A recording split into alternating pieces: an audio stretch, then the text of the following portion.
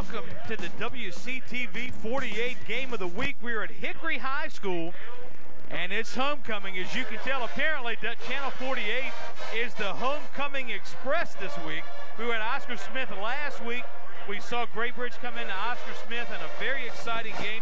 And Mickey, you know, despite the fact that the Cavaliers only have one loss and Hickory is 3-3, this could be a good game because there's nothing like homecoming, full stand, and a big band to pump up a high school football team. Well, one thing's for sure, this Hawk band is going to outnumber the Lakeland fans tonight. There are plenty of band members here, but it should be a good football game. Look, I hate to tell you, but the WCTV 48 staff outnumbers the Lakeland fans tonight. Speaking of staff and speaking of Lakeland, I know that this Lakeland team is looking to bounce back after a tough loss last week to the Western Branch Bruins. And Merlin, I know you talked a little bit with the Lakeland people. What is the mindset of the Lakeland Cavaliers coming into this thing?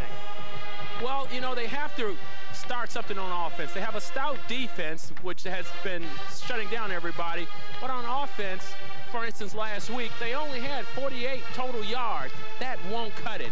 They have a great season ahead of them. They've already accumulated 5 wins this year, and Coach Vincent Pugh really feels good about the team. Yeah, well, we're still excited about our season. I mean, we got a great season going. You know, we just had a little temporary setback. We didn't let that go already. We got Hickory tonight, and we're going to do what we need to do to execute to win this football game. Okay. Can you tell me about this big guy that you have, Sean Wainwright? Oh, Wainwright, he's a mountain mover. He's a great guy. Probably too nice, but, you know, you'll see good things out of him tonight. Okay. Right. Thanks a lot, Coach. All right, thank you. Thank you. Now, on the other hand, like you said, guys, up top, you know, you got a Hickory team who's celebrating homecoming, and they have a lot of momentum from the win over Indian River last week. They set records last week, scoring 49 points against an Indian River team that just couldn't stop the Hawks. So, you know, Coach Habit, you know, I asked him last week, Lakeland gave up 300 yards. Is that the way he plans to attack them tonight? Well, we felt good about our win last week and what we did and what we accomplished.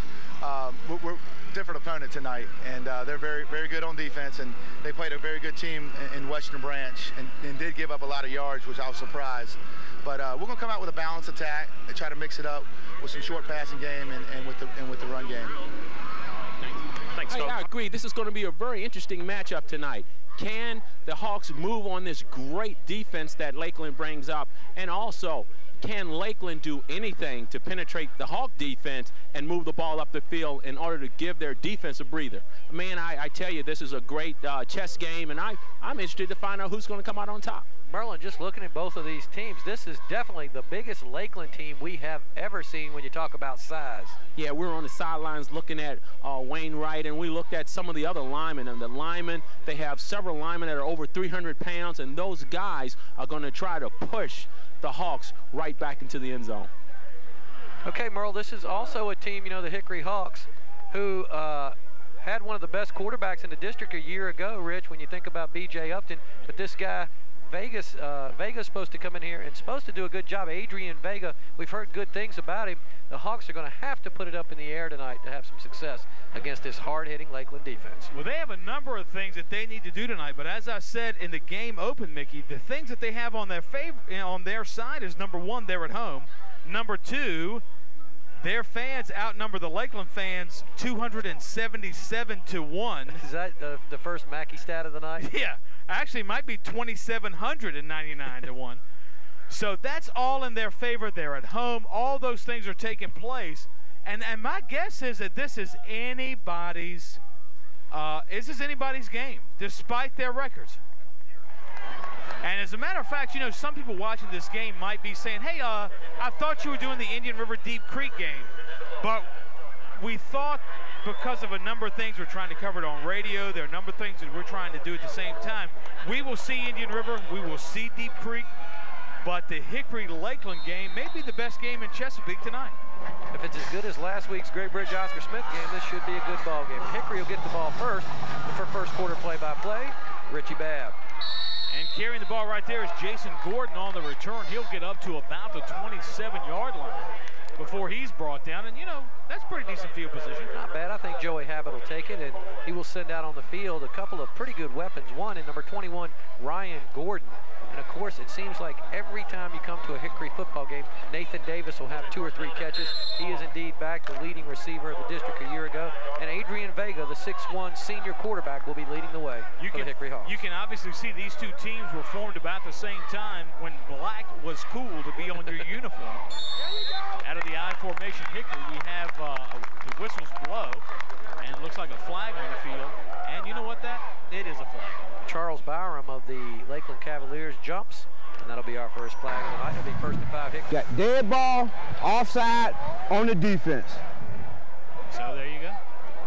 Improving that field position just a little bit better. Been playing a little football myself. Uh-oh. It's not a good sign. On PlayStation. And with very little game for the Hickory Hawks, the carry comes from number 21. That's Ryan Gordon. He must be a senior. He has to be. He's a Division I prospect. Either that or he's 26 years old. 5'10", 175-pound senior. Lining up at that tailback slot tonight. And he actually does get a few yards out of it. We'll call a 2nd down and a long 2 for the Hickory Hawks out of the I formation. Going to turn around and give it to the tailback. That's Gordon again, but he is wrapped up by this Lakeland defense. Mickey, you mentioned the defense of Hickory before. But so far, so good. Look at all those stickers on those Lakeland helmets. Cornelius Copeland on the stop. And Rich, these guys, they're going to buckle up and they are going to attack you all night on defense. It's their strength. That's what they're known for, and that's why they're 5-1. I was talking to the Lakeland coaching staff before. I said, gosh, look at all those stickers. Your guys have a lot of tackles. He said, oh, no. That's the number of peanuts they've eaten. Oh, well. Well, they're from Suffolk. Mr. Planner would be happy. Or Mr. Oversee, rather. Well, he might be. The play is going to come to the near side for the Hawks. They'll get a 1st down and just a little bit more. On the carry again, Ryan Gordon, number 21 for the Hawks. And, you know, you have to have faith in your running game if on a 3rd and not long, but a 3rd and a few yards, you're going to run that running play to the near side. They feel like they could muscle in, and indeed they did. So that'll give the Hickory Hawks a 1st and 10. They're getting close to midfield. They're at the 43-yard line out of the I formation. Back to pass. Oh, on 1st down, that's pretty good. The forward progress of receiver is number 2, Nathan Davis. He'll haul that in, and that'll be good for, I don't know, 3 or 4 yards. Nathan Davis last year, Rich, as I mentioned, the leading receiver in the Southeastern District with 41 receptions on the season, and he is the go-to guy if they're going to throw it. You know, you got to think Coach Abbott would not mind that little West Coast offense pass there real quick. That's great. You know, that's great. 4 or 5 yards. You've got 3rd down, and you run a pass play, or rather a run play. Now it's 1st down. They run a pass play. They're going on the and a long count from Hickory draws Lakeland offsides. We're looking at another 5-yard penalty. 1st and 5 should be coming up for the Hickory Hawks, or rather 2nd down and 1. A sign of an aggressive defense thus far tonight. Got dead ball, offside on the defense.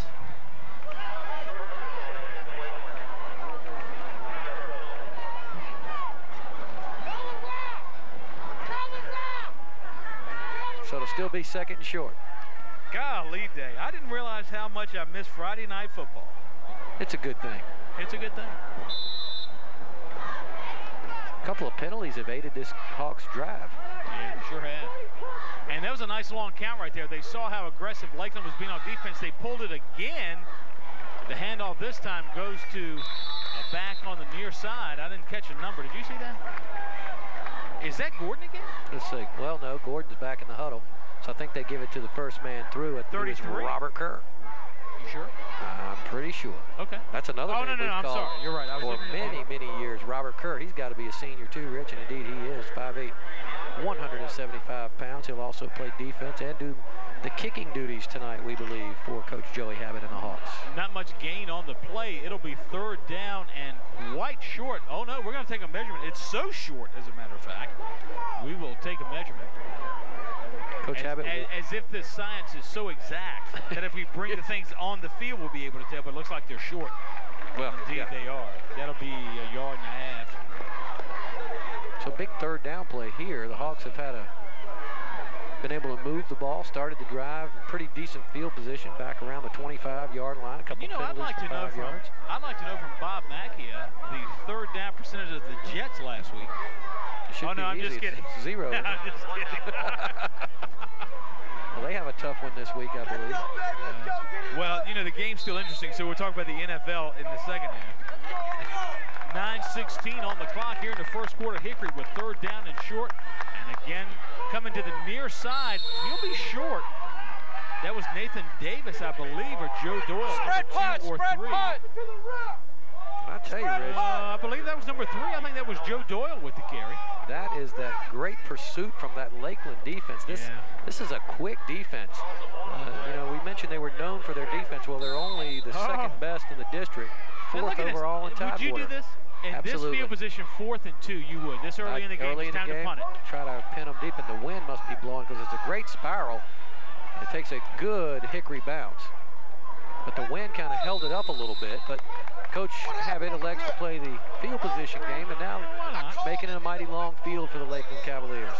It could be the difference in the game, field position, that is. No. So 8:33, Hickory's first drive, Mickey, they don't score, but it's not an embarrassment. Not a bad drive. If they can hold them here, they should win the field position battle. And again, Lakeland known for their defense, not for their offense.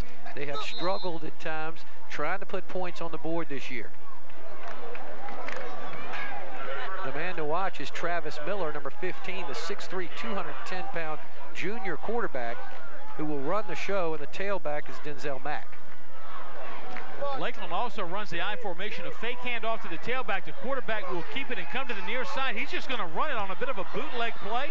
He gets out first down and more, Mickey. I don't think he goes out of bounds to about, let's see, the 25, 30, close to the 35-yard line before Lakeland quarterback number 15, Travis Miller, goes out of bounds. And he's just an 11th grader, by the way.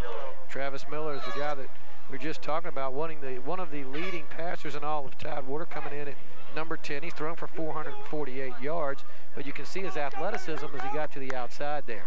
And we just might mention that you're seeing the game on Saturday, you're seeing it on Sunday, Monday, Thursday, but it's Friday night, and you're hearing it live on 88.7 FM, WFOS Chesapeake. Thank you so much for being with us. 8:24 to play. Lakeland with the ball. And the quarterback's going to keep it again, number 15, Travis Miller.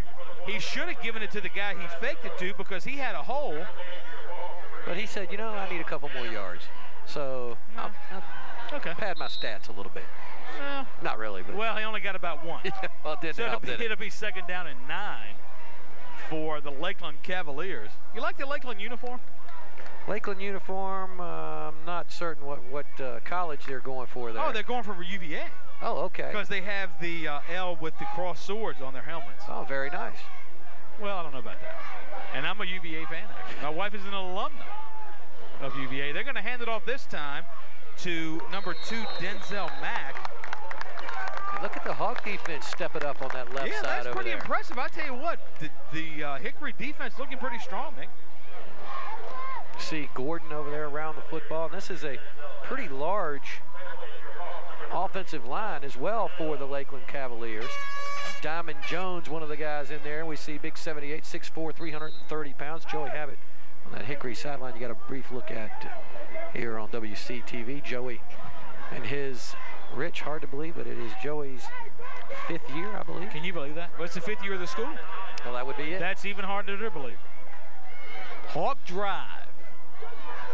6:55 on the clock. This time the handoff is going to go to number 22. He'll come to the near side for Lakeland. That's Terrence Buckingham. And I tell you what, he did a lot of running, but he didn't pick up many yards. As a matter of fact, he was knocked for a loss. He'll be behind the original line of scrimmage. And for you guys watching on TV, Mickey, take us through the replay. Well, the reason he's not going to get much yardage, the play set up pretty good. You see the Hawk defense flowing to the far side, and suddenly it's going to come back this way. But number 84, John Anderson, is going to hold his ground. He's going to make this play come back to the inside. There you see the defensive backs coming up. Check that. Let's make that number 4. Jason Gordon is going to turn that play back in, and then big John Anderson will come help him out and finish the play. And again, now the Cavaliers are going to have to kick it away. Nathan Davis might get a chance to return it. He might. No, well, it's hard to return if it goes out of bounds. Yes, it is. That complicates the situation just a little bit. On that reverse, that looked like it was originally going to be open, but smart defensively for the Hawks to turn that play back and make it go to the inside. Good play from number 4, Jason Gordon of the Hickory Hawks. Rich, they didn't really win the field position game because pretty decent kick from the Cavaliers. So it looks like the Hawks will start 1st and 10 at the 30. Right, and at the end of their previous drive, they were closer to midfield. They lost about 10 yards to Lakeland on that particular drive. And look at all those stickers. You see the L right there with the cross sword. Run away from that guy with all the stickers. But yeah, don't go to him because he can eat some peanuts. Penalty marker goes down. Late flag. Did we have a late hit? Did we have some piling on going on maybe from Lakeland? If it was, it wasn't a very good job of that. No. If you're going to do it, if you're going to get a penalty, get it. If you're going to, right. If you're going to have a penalty, hurt somebody. Oh no, this is high school. You can't do that. Don't hurt people. Not nice. We're going to see what it is. Dead ball, illegal procedure on the offense. Illegal procedure. That flag must be the latest illegal procedure flag I have ever seen in my life. Maybe he grabbed it and missed it the first time. It was a misfire. Yeah, it could be. Well, let's see. It's going to back the Hawks up. Oh, it's going to back them up. So it'll be 1st down and 15 now for Hickory with 5:55 to play here in the first. Running out of the I formation, and that I is kind of stretched out. Receivers to either side. They're on the near side of the field, going to air it out to the guy on the near side. Penalty markers go down. Pass, and that whole play was designed for Nathan Davis to catch that pass, but some extracurricular activity taking place down the field, Mickey. Yes, it's going to be against the Lakeland Cavaliers. Kevon Hill decides when he sees that ball in the air to get a little hand on Mr. Davis and slow him up, which really was a good play because if he doesn't, Davis might have been able to make a little adjustment for that ball and get 6 points. Might have been. Now this is what Coach Habit talked about earlier, that he wanted to mix it up somewhat. You got defensive pass interference, all right, 15 yards, automatic, 1st down. That's a big one, 15 yards. You get 15 yards, and if that's not enough to give you a 1st down, we're going to get an automatic 1st down. Automatic. We see the Hawks throwing early in the series here's a trivia question for you. Here's a trivia music question for you. Speaking of automatic, I'll give that to you in a minute. Oh, Hickory run a little bit of an offset backfield. Going in motion for the Hawks is number 23, Robert Kerr. May have a hold down on this play. Flags come flying in. Little quick pitch out. Try to let Kerr block for Gordon, and Gordon try to cut it back, but really didn't fool the Cavaliers. Okay, automatic. Who did the song Modern Love is Automatic? Give me a year. You guys are older than me, but you should remember this song. Let's see. This will be holding against the Hawks. I would say somewhere between 1983 and 1986. Oh, you got me. No idea. Bob, are you kidding me? Bob doesn't know. Oh, Bob, you're older than both of us. Modern Love is Automatic. Who did that? On the offense, 10 yards, replay 1st down. What's the number, Rosie? So the big pass interference penalty, by the way. Now we're back to where we started from. Yep. Rich, you got to help me out, man. Modern Love is Automatic. Okay, that doesn't help you? B-52s. How about this? Nope. Same group did this song, and as soon as I tell you this, after this play, you'll know who it is. No, we won't. Yes, you will. Out of the I formation, split receivers for the Hawks, and it looks like a passing play, and it is. Pass is intended and caught from Nathan Davis. He's going to come to the near side, back to the original line of scrimmage. He will not get a 1st down, but awfully close. He runs out of bounds at about the 47-yard line. Nice little screen pass there. Watch the replay if you're watching on WCTV. We see Vega take a quick drop. He's going to lob it over the head of the on-rushing Lakeland Cavaliers, and here's the nice block out front. Gordon's going to break it to the outside. He's still looking for blockers, and really the Cavaliers thought he was going to be stopped, so they stopped pursuit, and he gets about another 5 or 6 yards. You know what? A beautiful screen pass play right there. All the backs drop back. There's one guy left out of there. Receivers are gone. He catches the pass. Works against an aggressive defense. Yes, it does. Every time. 2nd and short for the Hickory Hawks. 4:50 to play in the first quarter. 2nd down 2. And that's a 1st down and maybe a yard or 2 more. And again, you've heard the name before. Number 21, Ryan Gordon with the carry.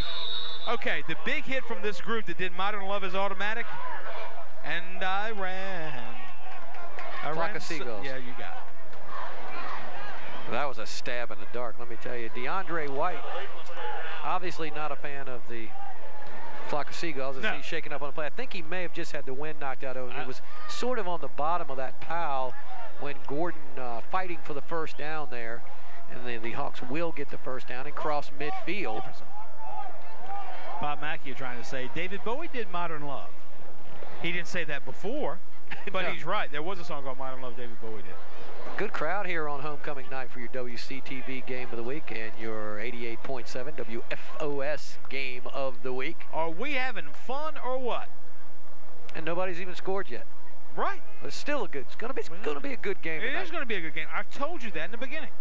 Hey, you know, talking to Merlin before the game, and I'm going to let maybe... You talk to Merlin? Yeah, and Merlin found something in Virginia Pilot that I bet you didn't know about. Hey, Merlin, tell us about a little bit of controversy in this passing record deal. Somebody was left out of the all-time passing records. Is Mike Beals now the leader, of course, but a familiar name. That's right. Tommy Rose from Great Bridge is one that was left out, and according to the records in 1966, Tommy threw for over 1,900 yards, and that was not put in the paper, but Buster O'Brien's totals were. And I talked to Tommy today, and I talked to him yesterday, and Tommy said, you know, I didn't want to make a big deal out of it, but people kept calling him and say, you know, hey, Tommy, you threw for more yards, or did you? So they were beginning to question him about did he really throw for that many yards, and, you know, they looked up the records, and yes, he did. So we have a correction to make. Well, congratulations, Tommy. You know, people forget how good a quarterback Tommy Rhodes was. I think a lot of people remember him more so now as all the success he had as a high school coach. But, Rich, what if a guy like Tommy Rhodes would start 3 or 4 years now, and we throw the ball a lot more now than they did back then. The numbers that he could have put up would have been amazing, because back then guys mostly played just a couple of years at quarterback. Right. Well, and of course, Tommy's a lot slower now if he would have played quarterback. Yeah, I don't somebody like Tommy. Yeah. I don't think Tommy could do it now. Maybe he could. Maybe he could. If you gave him a great offensive line. But yes, you're exactly right. And you know, speaking of that, Vega has 36 yards passing in this pitcher's duel. Oh, pitcher's duel. Pitcher's duel. That's from Mackey Stats. Mackey, of course. You know what? You hate it when you peak with 4:43 in the first quarter. That's horrible. You know, just glancing at some of those season passing yards, we talked about Mike Beal from Salem. In 6 games, he already owns the record in the Hickory Hawks cheerleaders here on homecoming night. And if you go to Hickory High School, Mickey, what's there not to cheer about? Exactly. I'm with you, man. I'm with you. Well, except that you're pretty much far away from everything. Well, back, and you can see this great crowd flocked in here tonight. It's homecoming. It is homecoming. Oh, I get it. Hey, a couple of names as we see. DeAndre White will get up, and I would expect he'll be back. Merlin will let us know what's going on. But Tommy Rhodes was left off of the list. It included guys like Tony Morrison of Indian River and Aaron Sparrow. Jackie Young of Deep Creek still number 9 on the list. And, of course, Aaron Sparrow, a name Let me see this. from the past for season passing yardage. But you notice, if you saw the Virginia Pilot, just forgot to put Tommy's name up there. Tony Morrison, Bob Vitek, Glenwood Farabee. From Green Run. From Green Run. We didn't cover him much. Well, that's Back in because he the went to Green Run. Cadillac Harris days. Yep. We're going to give it this time to the fullback. And flags are down on the play. We may have some holding here. The way it was thrown. With the carry that time, Robert Kerr, number 23. But a big flag is down there on the field. And on your screen if you're watching it on WCTV Channel 48. And I don't know who's on that left side of the line, but it was thrown directly at the left side of that Hickory Hawk line. Directly. Yeah, like, I got you. You are the one. You did it. I got you. We got a hold on Black, 10-yard penalty, replay first down. Now they are no longer. 71! Well, I can tell you that was number 71. That's Daniel Simmons, a guy who's supposed to do a lot of work offensively this year for the Hickory Hawks. They expect to run behind him a lot this season. And again, Hickory coming in at 3-3 on the season. Unfortunately, 2 district losses. But they've had some tough ball games early on, and they usually make a run as we get later through the year. With the carry this time for the Hawks, number 3, Joe Doyle. You know, we saw Joe Doyle play last year, and he impressed us with his intensity and his, watch how quick that he gets to the line of scrimmage here in the offensive line, doing a good job here. Doyle will get the late handoff from Vega and just blow by the interior line of the Lakeland Cavaliers, and it's always a good sign if you're a Hickory Hawk if you have a defensive back making the tackles, and that's for a big gain. So finally, it'll be back to 2nd and 12 now, or 2nd and 11. Great. After the penalty. That's some field position. A single back here for Hickory. Quarterback back to pass. He'll air it out, and that pass is completed to Joe Doyle, and he holds on to it despite the fact that he is hammered as soon as he catches it right at the 30-yard line. And for those of you watching on TV, check out this replay. Pretty good concentration. Joe Doyle went down the field with his hand up. Adrian Vega gets a little pressure, but right on the money. And here comes Kevon Hill. Welcome to Kevon Hill's world. But how in the world did Joe Doyle hang on to that football as he was hit with in the shoulder pads with the helmet of Kevon Hill? Ouch. If you could have seen that on TV, you would not have liked it. I don't think Joe Doyle's going to like it when he watches it Saturday morning. No, he's going to still be feeling it. Little gain right there for the Hickory Hawks. With the carry, Robert Kerr again. And there's Wavy Abe. If you could be, in fact, for those of you listening on radio, the Friday night flight chopper is here. Whoa, and they're landing almost on the visitor stands. On the 50. He landed on the 50. Touchdown, Wavy News 10 chopper. Oh, flags go down. Somebody moved. The Hawks moved again. Yeah, well, I think that maybe the wind from the chopper maybe blown him off the line of scrimmage. No, nobody made this much noise when you came in on chopper 88.7 earlier tonight. Yeah, I'm a little upset about that. And look at the smoke coming out of that thing. I think this was an emergency landing. Let's hope it's dust. Well, okay, let's hope so. Awfully white for dust. Alrighty then. With the pass, obviously, from Vega, he's going to air it out. Oh, touch! No, not. Whoa, no. out. He managed to get a foot in, but he did get a. Let me tell you that Denzel Mack of the Lakeland Cavaliers doesn't think so. It is a completed pass to number 4, Jason Gordon, and he was so close to the touchdown. He was so close to the touchdown, he could have turned it in pretty quickly. Boy, that was close because he was so close to being out of bounds. It just matters when that foot hit the ground, and from here, I could not tell. Lakeland Cavaliers, when we tell you how close they thought it was, they thought he was close to the track. Yeah. Well, I can tell you this. Ryan Gordon, though, that's a tough catch. Nice play, though. Beautiful play for the Hickory Hawks. 2:14 to play in the first quarter. Homecoming for Hickory. How many victories has Hickory had? They have had 3, 1 in the district so far. Okay. Hey, you know, Merlin was right down there. Hey, Merlin, did you get a look to see if Gordon was indeed, did manage to get a foot down? Yeah, Mickey, he did get a foot down. It was an excellent body control. Was able to get 1 foot down and then step out of bounds. So, and the official was right with the call, so he was able to see him have the foot down and possession of the ball. Hey, good hustle, Merlin. Merlin could play defensive back. He could. Bob Macchia says that's a cheesy call. That's his favorite word. And you know that's a word I never use. Do you use that word, cheesy? Never, just when Bob's around. I don't use it then. Because he thinks it's on the sticky note. Why not? Then he thinks I like him. And I don't. I love it. Hey, I love it. First and goal. First and goal for the Hawks. Boy, that was a big play for the Hawks. That could have been a pivotal play for them. Out of the I formation, 2 receivers split to the near side.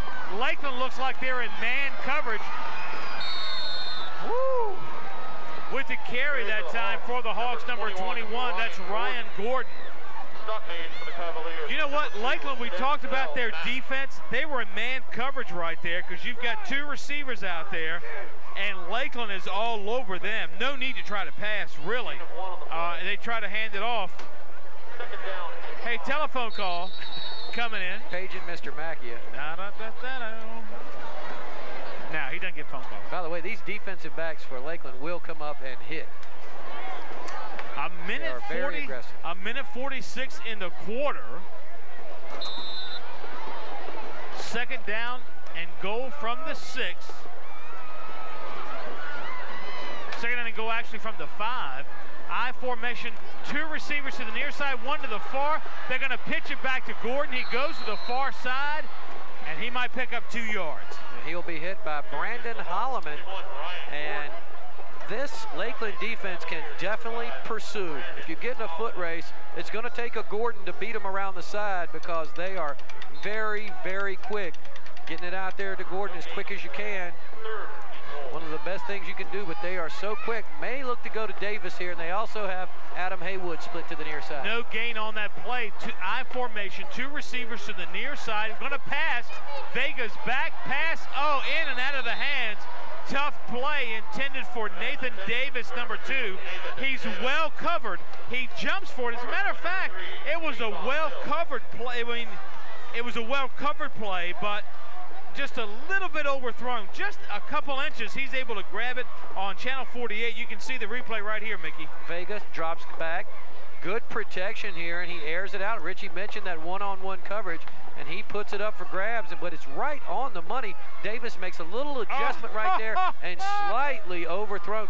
Vega is putting the ball on the money tonight, but that would have been a tough catch. Look, if you're watching on 48, I don't know who's running that camera, but they did a heck of a job. The field goal attempt is good on 4th and 5. The Hickory Hawks take the early lead, Mickey, 3-0. 52 seconds left to go in the first quarter. And boy, that was a beautiful replay. If you're watching on TV, as a matter of fact, if you're listening on radio, watch it on TV tomorrow because that was beautiful. 3-0. Hickory Hawks over the Lakeland Cavaliers, Mickey. What do you think? Hickory able to put together the sustained drive there and cash in with the 3 points. It used to be automatic here when they got around the 20. You know they'd have a guy that could kick it through, and a pretty good job by Marcus Reed to kick it through to give them the early lead. It has to be big for the Hickory Hawks to score first here on homecoming night. And that drive was 11 plays, 70 yards, 5 minutes and 12 seconds. You got to like that if you're Joey Abbott. And the 17-yard kick by Marcus Reed. What's not to like? Just a sophomore. Well, what's not to like is it's 3 points instead of 7. Yeah, but you'll take it. But you're ahead. Hey, better than 0. Hickory pretty impressive on offense in the face of a pretty good defense, Mickey. Yeah, they're staying right at them and attacking. The kick is away. It'll be taken by Lakeland's number 32. That's Daniel Copeland. Oh, check this. Is that 23? Oh, I'm a little dyslexic this evening. Tavares Mitchell with he hauled that in and picked up a few yards, and that'll give Lakeland 1st and 10. Hickory's kickoff, watch the special teams come down, and we'll see 2 guys around the football, which you do not want. They put it on the ground, and now it's just a matter of grab it and run for your life if you are Tavares Mitchell. But you'd never want 2 guys right around the football like that on a kick return. Only bad things can happen. 45 seconds on the clock. Lakeland, 3 receivers, trips to the near side. They'll throw it to the far side to whom I believe is the tight end. And he's out of bounds. Rich, going to be incomplete. Wow. Wow, that's an interesting play. They throw it to the weak side, which is our right, the far side, the right of the, because they're on the far side hash mark. 38 seconds on the clock. Lakeland with an incomplete pass. 2nd down and 10. Ball is on the 15-yard line. So Lakeland with not great field position, Mickey. With only 38 seconds to go, now they're facing a 2nd and 10. Of course, it's just the end of the first quarter. Oh, with the carry for Lakeland. A 1st down, pretty close. That's number 23 on the carry, Tavares Mitchell again. And if he doesn't have the 1st down, he's awfully close. No 1st down, Lakeland. And how are they doing? Do we know on 1st downs? How many 1st downs does Lakeland have? Does anybody know? That's their 2nd of the night. 2nd of the night. How many does Hickory have? 4 or 5. 4 or 5. 5. That's pretty impressive.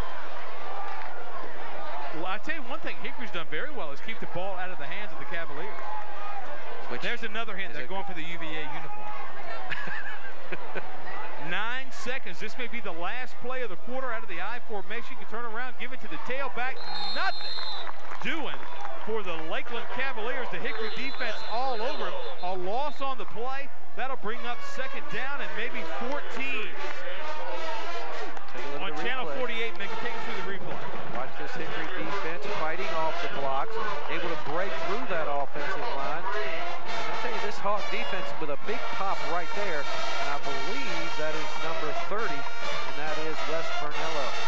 With the end of the first quarter coming up to give us some play-by-play, Mickey Irving, but first we'll go down to Merlin Vaughn. Hey guys, one of the things that's been very impressive in the first quarter is the throwing motion of Adrian Vega. If you see behind me, he's taking a lot of tips from a former Hickory Hawk quarterback, Brandon Wakefield. They're talking about the offensive sets, they're talking about setups and footwork, and Brandon has been a real good tutor for Adrian. And you gotta like Adrian's touch. The touch that on his balls, and the balls are real tight. There's no wobble to that. It makes it easy for the receivers to catch the ball. And you were talking about helmets of the Lakeland Cavaliers, but the Hickory Hawks are donning new helmets this year. They're the silver helmets instead of the black ones of the past. Hey, good point, Merlin. I forgot all about that. Hey, a quick note. You know, we saw Vega last year in some spot duty, and he threw the ball very well last year. Joey said he wanted to mix it up a little bit. With the success that they've had so far, what do you think? Are we going to see more of an air attack here? I think he mixes it up very well, and what Joey is doing is he's dumping it off. He has a safe passing attack. He's not trying to go for too much, and that's keeping Lakeland off his toes. And Richie made a good point. You know, as long as the Hawks control the ball, they are keeping. That's the best defense that they can have. So they're not allowing Lakeland to move the ball up and down the floor, so up and down the field. So as long as they keep the ball and have ball control, they're going to dominate this game. Thanks, Merlin. We'll be back with you in just a minute. Denzel Mack on the carry around the far side for the Lakeland Cavaliers. He'll get about 2 or 3 yards. Going to be third down, and we'll call it about 5 now from about the 33-yard line of the Hickory Hawks. Big play here for the Hawk defense as they lead 3-zip with 11:35 remaining here in the first half. Travis Miller, the 6'3" junior quarterback, decked out in white with a blue trim tonight are the Cavaliers. As they face it 3rd and 5, going to pitch it out to the near side. Running hard to the near side is Mitchell. Mitchell trying to get around the corner, but not going to happen as Ryan Gordon steps it up for that Hickory defense. 4th down now, and I have to believe that Coach Vincent Pugh of the Cavaliers is going to kick it away. Take a look at the replay on WCTV. Little quick pitch to the near side, letting the fullback lead the way and trying to get his shoulders squared up to get some positive yardage was Tavares Mitchell. But in comes Ryan Gordon from his cornerback position, and just with a picture-perfect tackle, drives him back. And we have a holding penalty, which will be declined. The holding penalty on the Cavaliers declined by Joey Habit and the Hawks. It's going to be 4th down and about 2. And the punt unit will trot on. Another good job from this Hickory Hawk defense. Hickory will send back Nathan Davis, the senior wideout who also returns punts. He'll be standing around his 40-yard line. And now it appears that on 4th down, the Cavaliers are going to go for it. 4th and 2. Across the far side, they are not going to get it as they give it to Denzel Mack across the far side. Trying to go off tackle on the far side, and it is going to be short about a yard or 2. And Denzel Mack cannot believe it. But it will be 1st down Hawks. On the replay, we see Mack looking for a hole, but the defense steps up and drives him back. Actually, he might have lost a yard. We see a lot of black and silver in there. A gang tackle from this Hawk defense, and he did not get the 1st down, not even close. He did spin away, but the play had been whistled dead by the officials. 1st and 10 Hawks. Big turnover there with 10:42 remaining in the first half. 1st and 10 Hawks at the 35-yard line of the Cavaliers. Adrian Vega taking his time now. And the official starts play out of the I formation. Hickory, Davis to the near side. They want to go to Davis. Vega airs it out. Davis over the shoulder grab. Down to the 1-yard line. A great over the shoulder grab from Nathan Davis, and that ball was on the money from Adrian Vega. The senior quarterback is on tonight on homecoming night. Just a quick 3-step drop. He sets nicely and looked at nobody but Nathan Davis. A perfect spiral, over the shoulder diving grab, ball perfectly thrown.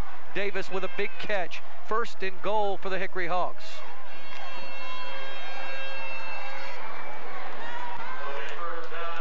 They'll go with Kerr and Gordon in the backfield out of the pro set.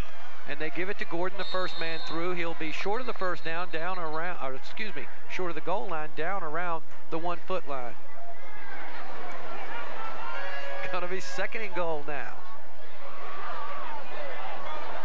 Vega looking very impressive throwing the football tonight. And you know you got a great target in Nathan Davis, 6 foot, 175-pound senior. You can see they've got about, they can say, what do you think, maybe a half a yard. Again, they'll go with Kerr and Gordon in the backfield. Vega will run, tell the play to Jason Gordon, who is split to the far side. Davis is down at the bottom.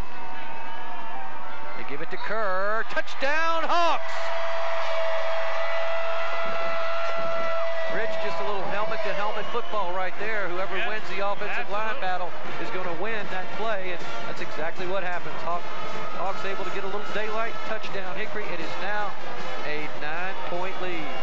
On Channel 48, you can see the replay right here, and I'll try to describe it to you for radio. Everybody's bunched up at the goal line, but Hickory, the difference is their offensive line, they're able to open it up so that they can punch it in. They're trying to make it 10-0 before halftime. No, would you have expected that? Marcus Reed with a kick, and that's going to be good.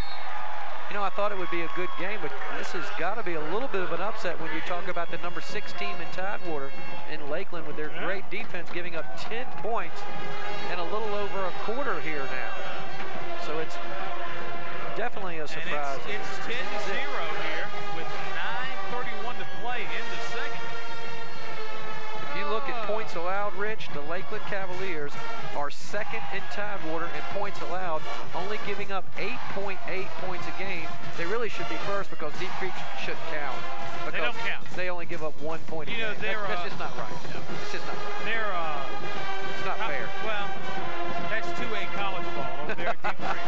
So they should not be in the count. Well, they're over their average thus far. That score, Mickey, a 1-yard run from Kerr was the key. 36 total yards, 1 minute, 11 seconds. Well, we're going to run a scoring drive. 3 plays. 3 plays. We will get Richie to look at those first quarter Mackey stats right after the kickoff. Ready to kick it away will be Marcus Reed, the sophomore kicker. Hey, check this out. Vegas killing it tonight. 116 yards passing already. Wow. Not too bad. Daniel Copeland went over to get it. The ball goes in the end zone, and it'll be 1st and 10 from the 20 for the Lakeland Cavaliers. Are we having a natural ball? I think so. Well, if you tell me the stats, I would be. Okay, well, I'll tell you what. When I give you these stats, of course, 3-0 at the end of the first quarter.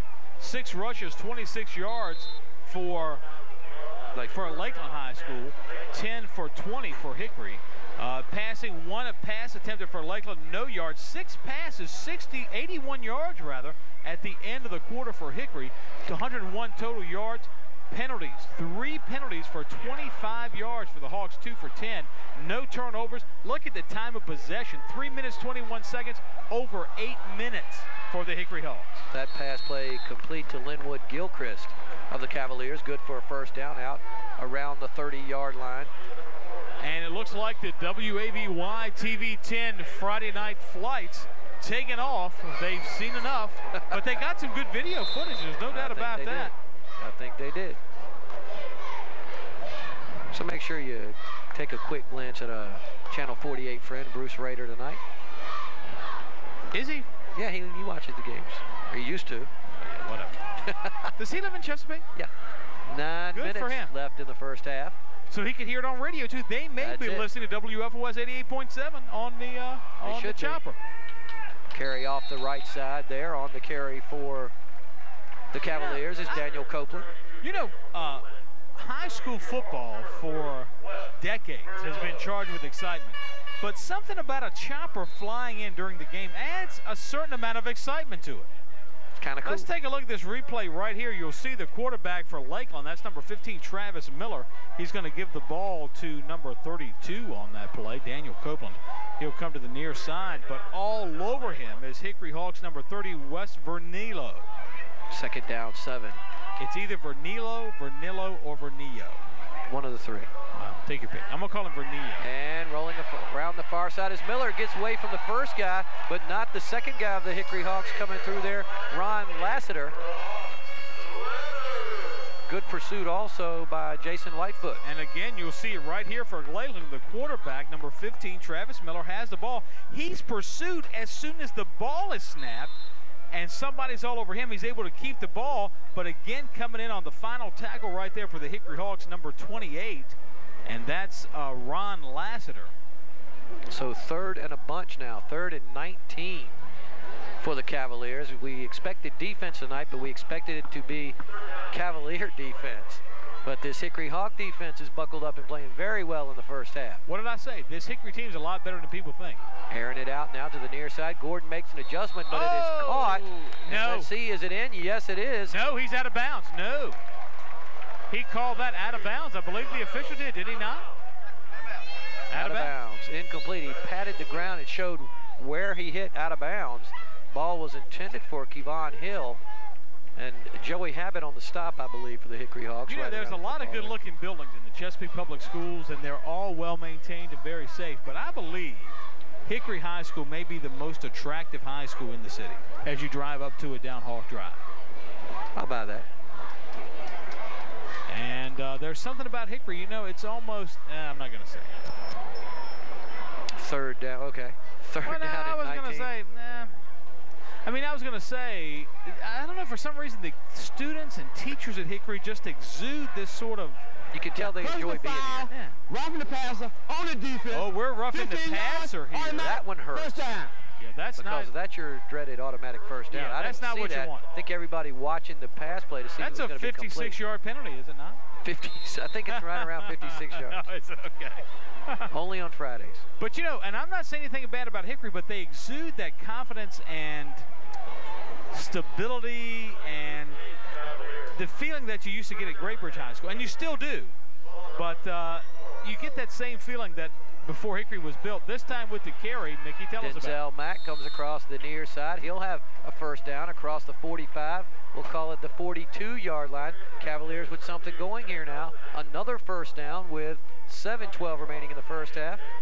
Cavaliers with the football. They trail by 10.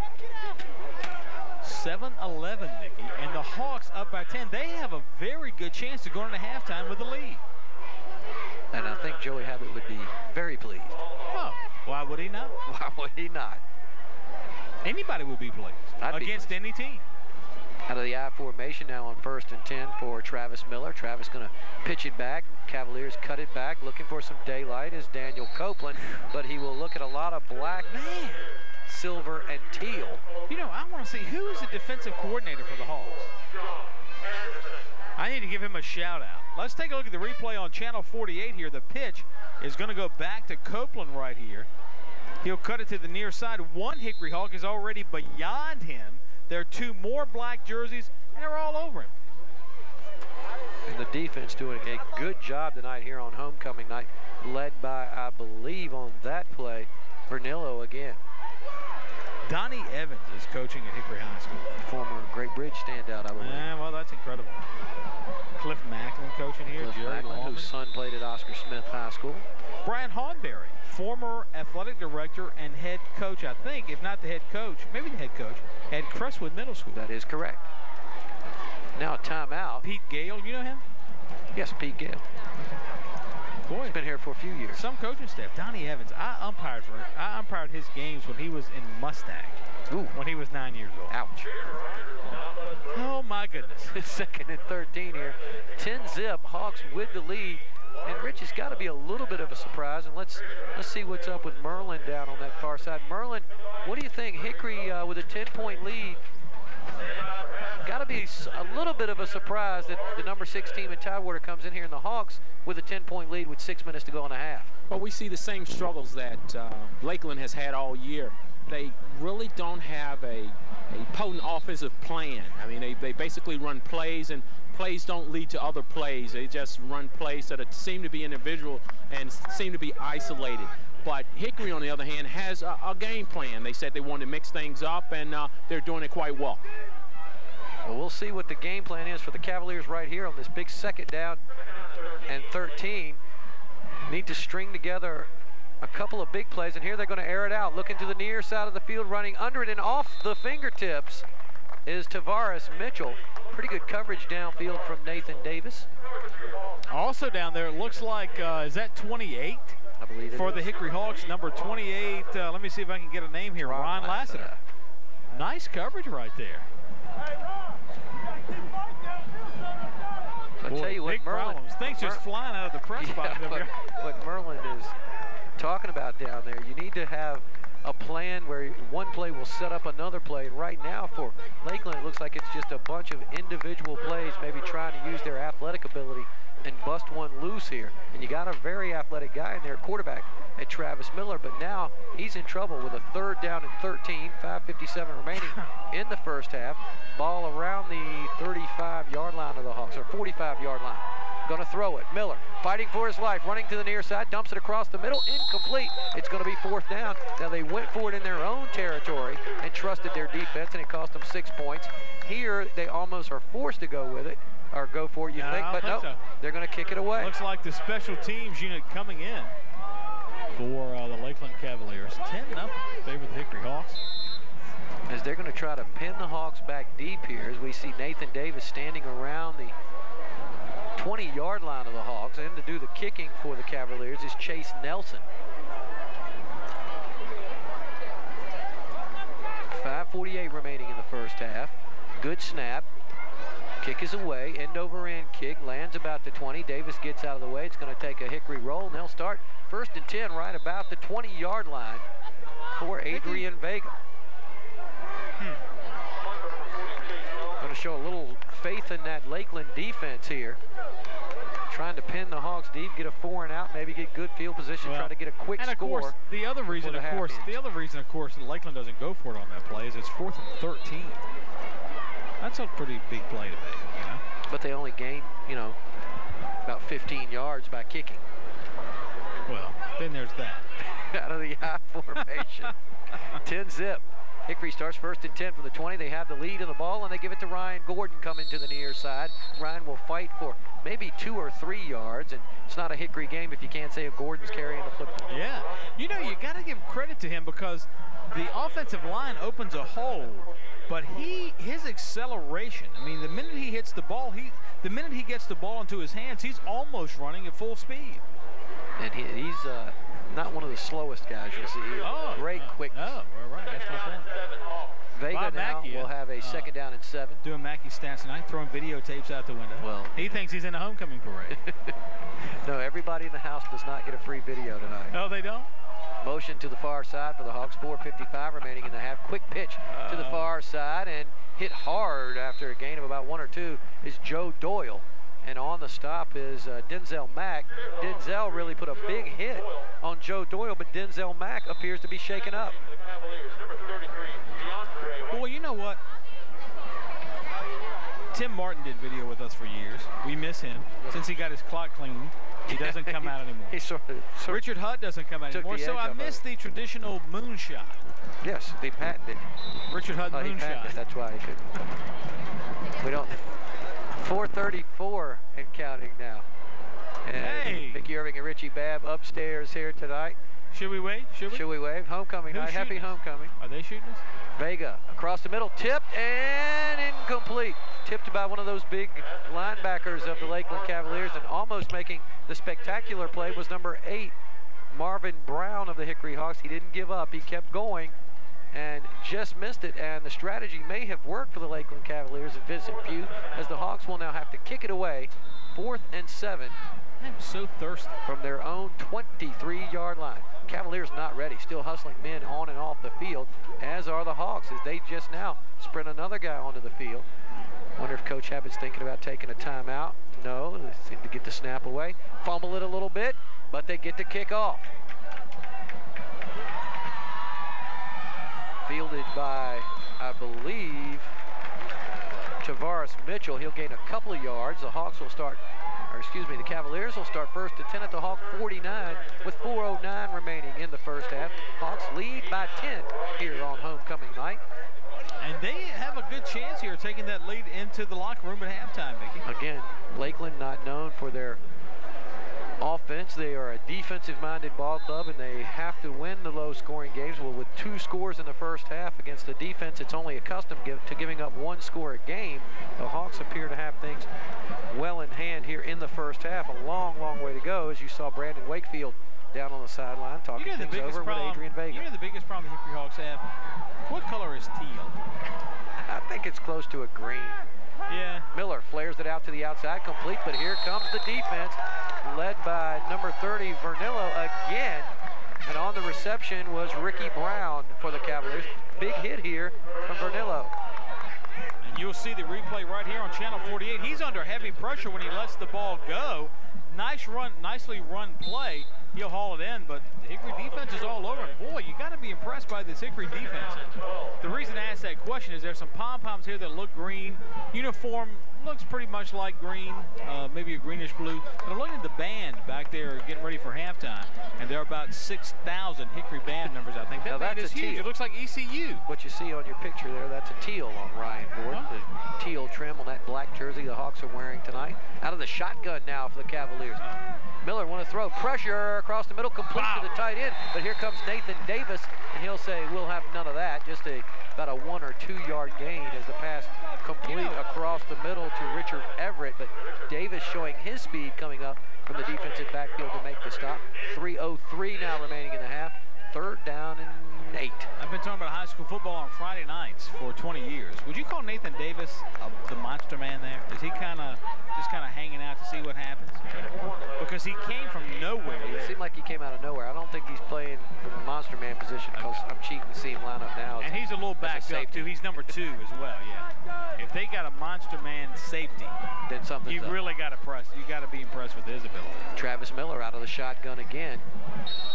And he may have taken too much time, which is a problem when you run the shotgun. Trying to make sure everything is okay, and this may back them up 5 as we see the Cavaliers indeed are going the other direction. You got dead ball, illegal procedure, snap infraction on the offense, 5-yard penalty, replay 3rd down. You know, I might mention here, this really has absolutely very little to do with the game. Absolutely very little. What is absolutely that? Very. Absolutely. It can't be absolutely very little. No, so it's very little. Okay. On WCTV channel, rather on 88.7 WFOS at halftime, we'll be featuring 50s and 60s oldies music for you. I can dig it. Until we come back here to Hickory High School. Cool. I'm down with that. Out of the shotgun. Miller to the far side, and he is punished. I don't know how he held on to the ball, because a big hit put on Jacob Gilkin by Jacob Gilkin. Take a look at the replay, Richards. They got to kick it away. Well, they're trying to kick it away here. The ball is back. You see one, actually they're going to pass it here, and it turns into a run play. Watch out. And the Hickory defense is all over. Let me ask you this. Is it your impression that Hickory has superior talent here, or did somebody see something on the game films that they could take advantage of? Hickory is not fooled a whole lot. Let's put it that way. And, athletically, they're a very good football team anyway, but they don't appear to be fooled at all. This kick will bounce around. Davis picks it up, which we hate to see. He picks up the ground ball, and he'll stumble forward for a couple of yards before he runs into about 8 or 9 of those white-clad Lakeland Cavaliers out there. And Hickory really going after the block right there. They sent a lot of guys into that Lakeland backfield. 1:20 remaining in the first half. And the Hickory coaching staff coming down from up top. Cliff Macklin down out of the press backs. He used to play for Oscar Smith. He's going to go down and talk with the Hawks. And where is he? He's at Christopher Newport, actually. Oh, I didn't know that. Yeah. That's great. Yep. That's great. Got a good thing going over there with President Paul Tribble, head of the university. Isn't that something? Paul Tribble. I haven't heard that name in a while. 10-0. Hawks with the lead in the ball. 1st and 10 from the 21.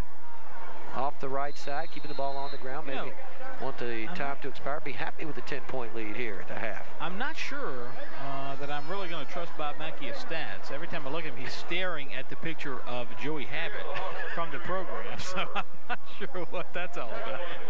He could be plotting his coaching career. You never know. How could he get on the Hickory staff? I don't know. That's not the impression I get. I'm not sure what's going on. Flag down on the play. It's going to be against the Cavaliers. 5-yard face mask on the defense with 5 yards from the end of the run, still be first down. It'll still be first down. So I would like Mackey to let us know what the penalty situation is. Lakeland starting so would he pile up the penalties. Yes. 20 yards and penalties for Lakeland, 45 for the Hickory Hawks. Wow, I thought it might be the other way around. Vega is going to give this one to Gordon to the near side. He'll get a couple of yards, but should be just shy of the first down. 56 seconds and counting now in the first half. And both teams, by the way, have 4 penalties.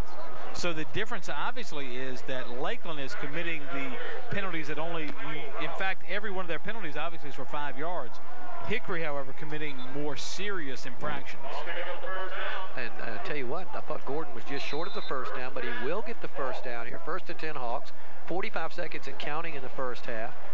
The Hawks and Joey Habit with a 10-point lead here in front of a packed house at Hickory High School on homecoming night. And now it appears that Lakeland is going to take a timeout. A bit of a shock that they would want to stop the clock here with a 1st and 10 Hickory Hawks. Joey Habit will trot into that huddle. We mentioned Joey in his 5th year at the helm of the Hickory Hawks. Mickey Irving and Richie Babb upstairs. Merlin Vaughn down on the sideline on your WCTV Game of the Week, which you can watch on Saturdays, Sundays, Mondays, and Thursdays. And, of course, we hope you are indeed listening live on 88.7. If you're not and you're watching this on TV next week, tune in on Friday night to 88.7, because I know Merlin will be there. Merlin probably likes that late night Thursday night edition. Oh, yeah. He has the buffet now. Quite the night owl. The Vaughn buffet there late at night. No, he's going to your house for the buffet. Uh-oh.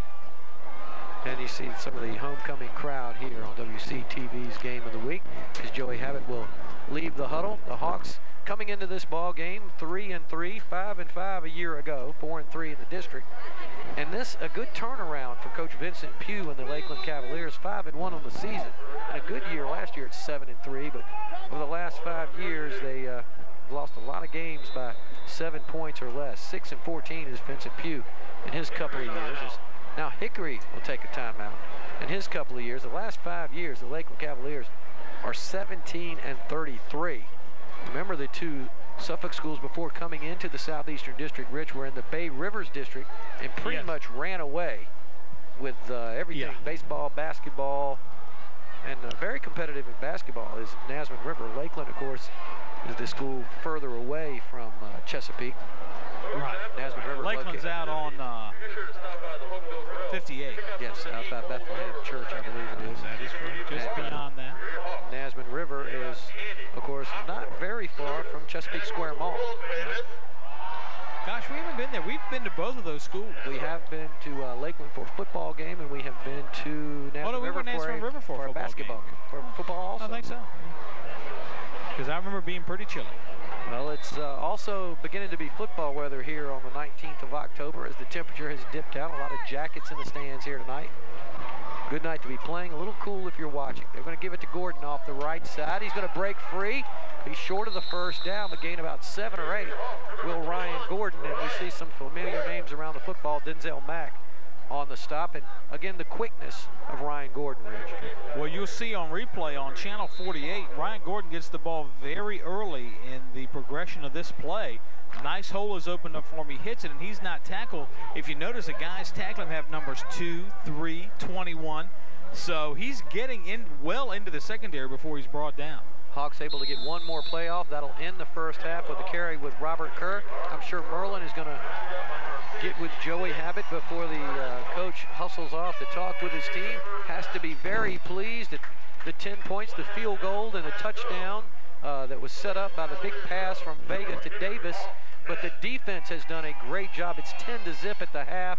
And Rich, you got to be happy if you're Joey Habit. Merlin has hustled out with Joey, and I'm sure Joey has to be pleased with what's going on. So obviously he's happy to talk to Merlin here at halftime. Well, you know, he usually talks either way. Well, either way, you're right. Let's go down on the field now. Merlin Vaughn has head coach Joey Habit of the Hickory Hawks. Let's see what he has to say as his team goes into the locker room at halftime up 10-0. You know, Coach, Lakeland came in with the most highly touted defense, but your defense is playing did a heck of a job in the first half. Yeah, we've been playing solid defense all year. You know, we had a bad game stumbled upon Maury, and it kind of set us back a little bit. But we got back on track against Deep Creek. Had 250 yards against them, and no one's done that yet. And we've got things rolling a little bit now. We're back on track. Your offense, the time of possession has been very good, and you've been holding them off the field, and you've been just marching it and grinding it out. Yeah, like I said, we're going to do ball control and mix it up with some passes. You know, we've been hitting some nice passes with the nice screen there, and I'm real proud of how they're playing right now. I hope we can continue. Talk about that Vegas. Vega is really, he throws a very tight ball, and I'm really impressed with the touch that he has on the ball. He's probably one of the better deep passers in the Southeastern District, and he throws the deep ball really well. And he's come around. We work really hard on our short passing game, and he's picking up that stuff underneath, and it's opening up the long ball for us too as well. Okay, Coach, a very impressive first half. Let's hope that you can do it in the second half. Let's hope so. All righty. All right, thanks a lot. Hey guys, they really look like the game plan is working well. They've been able to mix things up, and Lakeland looks a little confused. We'll see what adjustments Lakeland makes at halftime to try to stop the Hawks. Okay, Merlin, good job down there. 10-point lead. Hawks, Rich, very nice. Could you say they dominated the first half? I would say, especially considering what everybody's assumptions were, what everybody's expectations. It's been a well-played first half, and the halftime stats will prove it. As you take a quick glance down, the thing that's going to jump out at you is 29 yards rushing, 17 passing, only 46 total yards for the Lakeland Cavaliers in the first half. And look at the Hickory Hawks. Yes, they are not able to run the ball probably as much as Joey Habit would like. You see that 40, but 116 in the air for Adrian Vega and 156 total.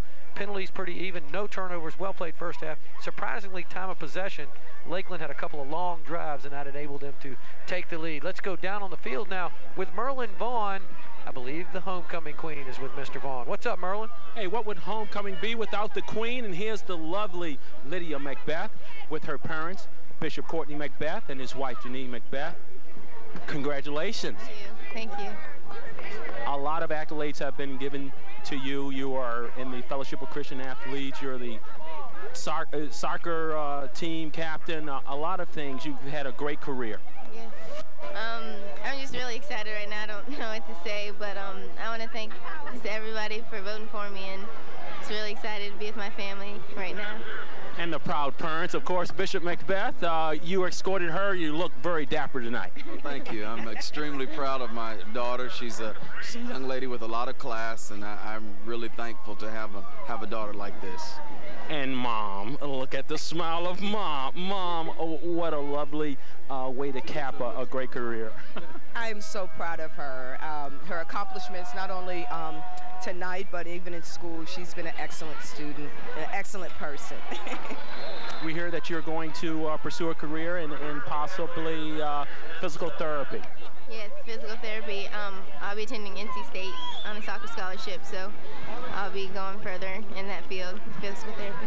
All right, Raleigh, look out. Here's a future Wolfpack coming your way. What a wonderful way to finish a high school career.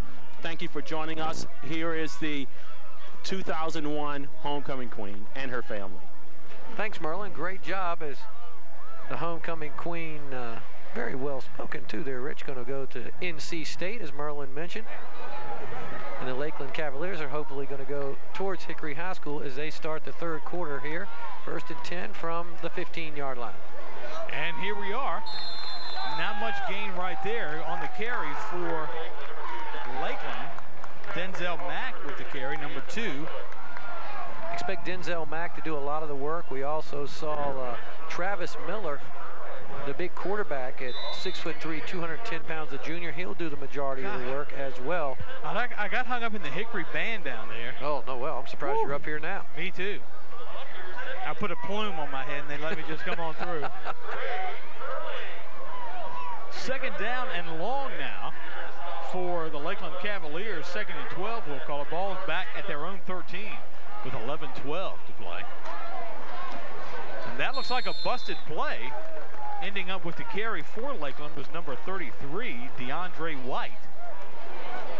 Able to get a couple of yards there off the right side, but the Hickory defense stepping it up, as the replay will show here on WCTV, coming back to the near side, but has to fight through about 3 black jerseys for a gain of about 1 or 2. So we see that Honk defense, which played so well in the first half, still swarming, and DeAndre White able to pick up just a couple of yards.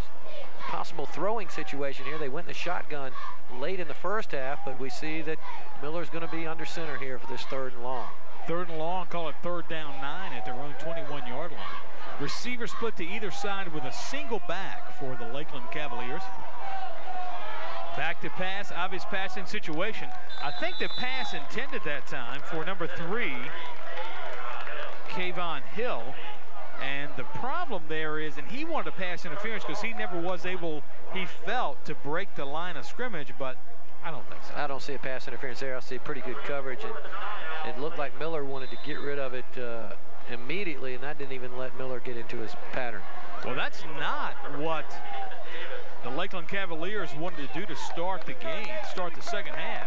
They're going to have to punt it away. Deep to receive is one single deep back for the Hickory Hawks, and that's number 2, Nathan Davis. The ball will bounce well short of him, and that ball will come up at about the, we'll call it the 37-yard line. And Bob Macchio is pointing to his little sticky note that says cheesy. That's a cheesy kick. He may be talking about that low line drive kick there from the Lakeland Cavaliers. It's going to give the Hawks great field position at the 37-yard line of the Cavaliers. Not the way you wanted to start the second half if you're Coach Pugh. You know, I think I may have determined the line between well-educated people and not so well-educated people. Uh-oh. Not well-educated people use the word cheesy. Okay. I'm just kidding. Bob Macchio, let's salute him. He does a great job on stats, and he's a U.S. government employee. Salute. Until tomorrow. Penalty marker down, I believe, here. Don't see it, but you could be right. How do you like the red ball, illegal procedure, on the center, 5-yard penalty, still 1st down. Must have started the snap that said only fooling. Yeah, whoops. Speaking of only fooling, haven't seen Coach Martin Oliver here tonight, the athletic director. Yes, you are correct. On homecoming night, I'm sure he's very busy, but I want to say hello to Coach Martin Oliver. Either that or he's on his boat, one or the other. I would bet he's here. 1st and 10 now for the Hawks. The tailback will get the call. And you know what? That's number 21 with the carry, Ryan Gordon. That play in the first quarter would have been good for about 15 yards. In that case, it was not, because the Lakeland is able to fill the gap pretty quickly. Probably the Cavaliers were able to pick up something at halftime that made them more able to adjust to that particular play, and it was effective there because it's 2nd down 10. Hickory, though, still in the Lakeland territory at the 37, but it is 2nd down 10 with 9:34 to play in the 3rd quarter here at homecoming. A single back again. Back to pass, and the pass, is complete. That's a very nice pass right there. Good for a 1st down. Marvin Brown calls that in. We haven't called that name yet tonight. And on TV, we'll take a look at the replay right here. Vega rolling to the near side of the field. The tight end comes across from the far side, and he was open. Big Marvin Brown, a huge target. Tough pass for Vega to have to stop and really throw against his body, but good for 1st down yards. And give credit to Marvin Brown for being intelligent enough to run the pattern past the 1st down marker. No doubt about that. 9:07 now. Hickory right here with a 1st down, this time with the carry. I thought that was going to be a big play for number 23, Robert Kerr. He brings it to the near side. But he's met by a number of Lakeland defenders, but not before he can pick up some positive yardage, Mickey. I think he picks up about 4 yards. We'll call it 2nd down 6. And what we see there, you mentioned how quickly they were on Gordon a minute ago. This time they faked the pitch to Gordon after the handoff to Kerr. Just a little misdirection there to try to get some of those backers going the other way and maybe spread that defense out a little bit. Only the second game we've seen, but a very well-coached game this time on the part of both teams, but especially the Hickory Hawks. This time the tailback will get the call for Hickory. That's number 21, and that's Ryan Gordon again that'll get the call to the near side. He won't get a first down, but he picks up good yardage, and that'll bring up 3rd down and 3. Take a look over there across the far side. See it's 3rd down and short. Give a special hello out to the grounds crew. The chain well, they did a nice job too, but Kevin Curlin and Wild Bill Little over there on the chains tonight, the Hickory sidelines. Kevin kept the chains many years at Great Bridge, former Great Bridge quarterback. That's right. I formation, 2 receivers to the far side for Hickory, and this time the fullback will get the call up the near side. Probably a first down there. It's got to be close on the carry for the Hawks. That's Robert Kerr, number 23. That's nice because it's almost like a little bit of a counterplay because everybody else goes the other side, Mickey, and Kerr comes to the near side. That's indeed what happens. They get the defense going the other way. The thing that I like is he knows he needs to stretch out to get the first down, and that did help. I don't know where the spot would have been. He didn't stretch, but it gives him a 1st and goal. Good intelligence again from that offensive unit of the Hawks. 1st and goal at the 9-yard line, so a long way to go to get in that end zone out of the I formation. Far receiver split to the far side, 1 to the near side. They're going to run the play this time. Hickory will pick up 2 or 3 yards on the carry. That's Nathan Davis. Check that. Number 21, Ryan Gordon will get the call to the near side. Mike Horth on the stop for the Cavaliers. 2nd down and goal. Now, Rich, they threw early in the series, early in the ball game, and a 2nd and goal here. Maybe a little play action pass here might be a little bit of a surprise. Maybe. We're out of the I formation right now again for Hickory. Receiver far to the far side, a little bit tighter in because they are on the near hash mark. And this time the call will go to the fullback. He won't get a lot. That ball is handed off to Robert Kerr, number 23. He's gotten the ball a lot more in this quarter so far than he did in the first half. Probably he's had 4 or 5 carries already. Denzel Mack on the stop, and they are using Kerr a little bit more. It appears here in the early going of the 3rd quarter. Subs coming in now. We see Adam Haywood will check in. And there's another possible throwing situation here. They know they have to feel confident they can get the field goal from here, so why not take a shot? Right. Kerr with 8 carries so far. And 4 or 5 of those already in the second half. Oh, play. Actually, that's interesting because for Hickory, the quarterback there, number 11, Adrian Vega, fakes the pass. He pump fakes, and then he wants to go again. But that's an example of what Lakeland was able to do at halftime, and that was make some adjustments because they're all over him. And now they're going to have to go for the field goal. I don't know if it was a pump fake or if it was more that he knew he couldn't throw it without somebody knocking it down. Maybe. Because they had Haywood coming back across the middle, but I don't think he could get it to him on that one. This makes this field goal a lot tougher from Marcus Reed.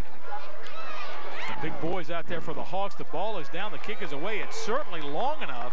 Looks good from here, and it is. My first attempt of the night is good. And that'll make the score 13-0. And I tell you what, Mickey, already the 3rd quarter more than halfway over. The Hawks tack on 3 more. You've got to be pleased with the way their defense is playing.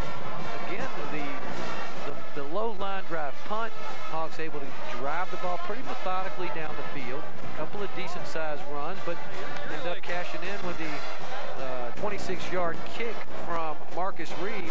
37 total yards in 10 plays. And Rich, what you just mentioned, 4 minutes and 23 seconds off of the game clock. And the game clock now starting to become the 12th player for the Hickory Hawks as time is on their side. Adrian Vega, if you're watching Channel 48 there, the quarterback stretching out to make sure he's in good shape as it has cooled off a little bit of a chilly breeze coming in. 5:34 now on the clock. 13-0 in favor of the Hawks, and they're going to kick it away deep back there for the Lakeland Cavaliers. That looks like number 36. Is that right from here?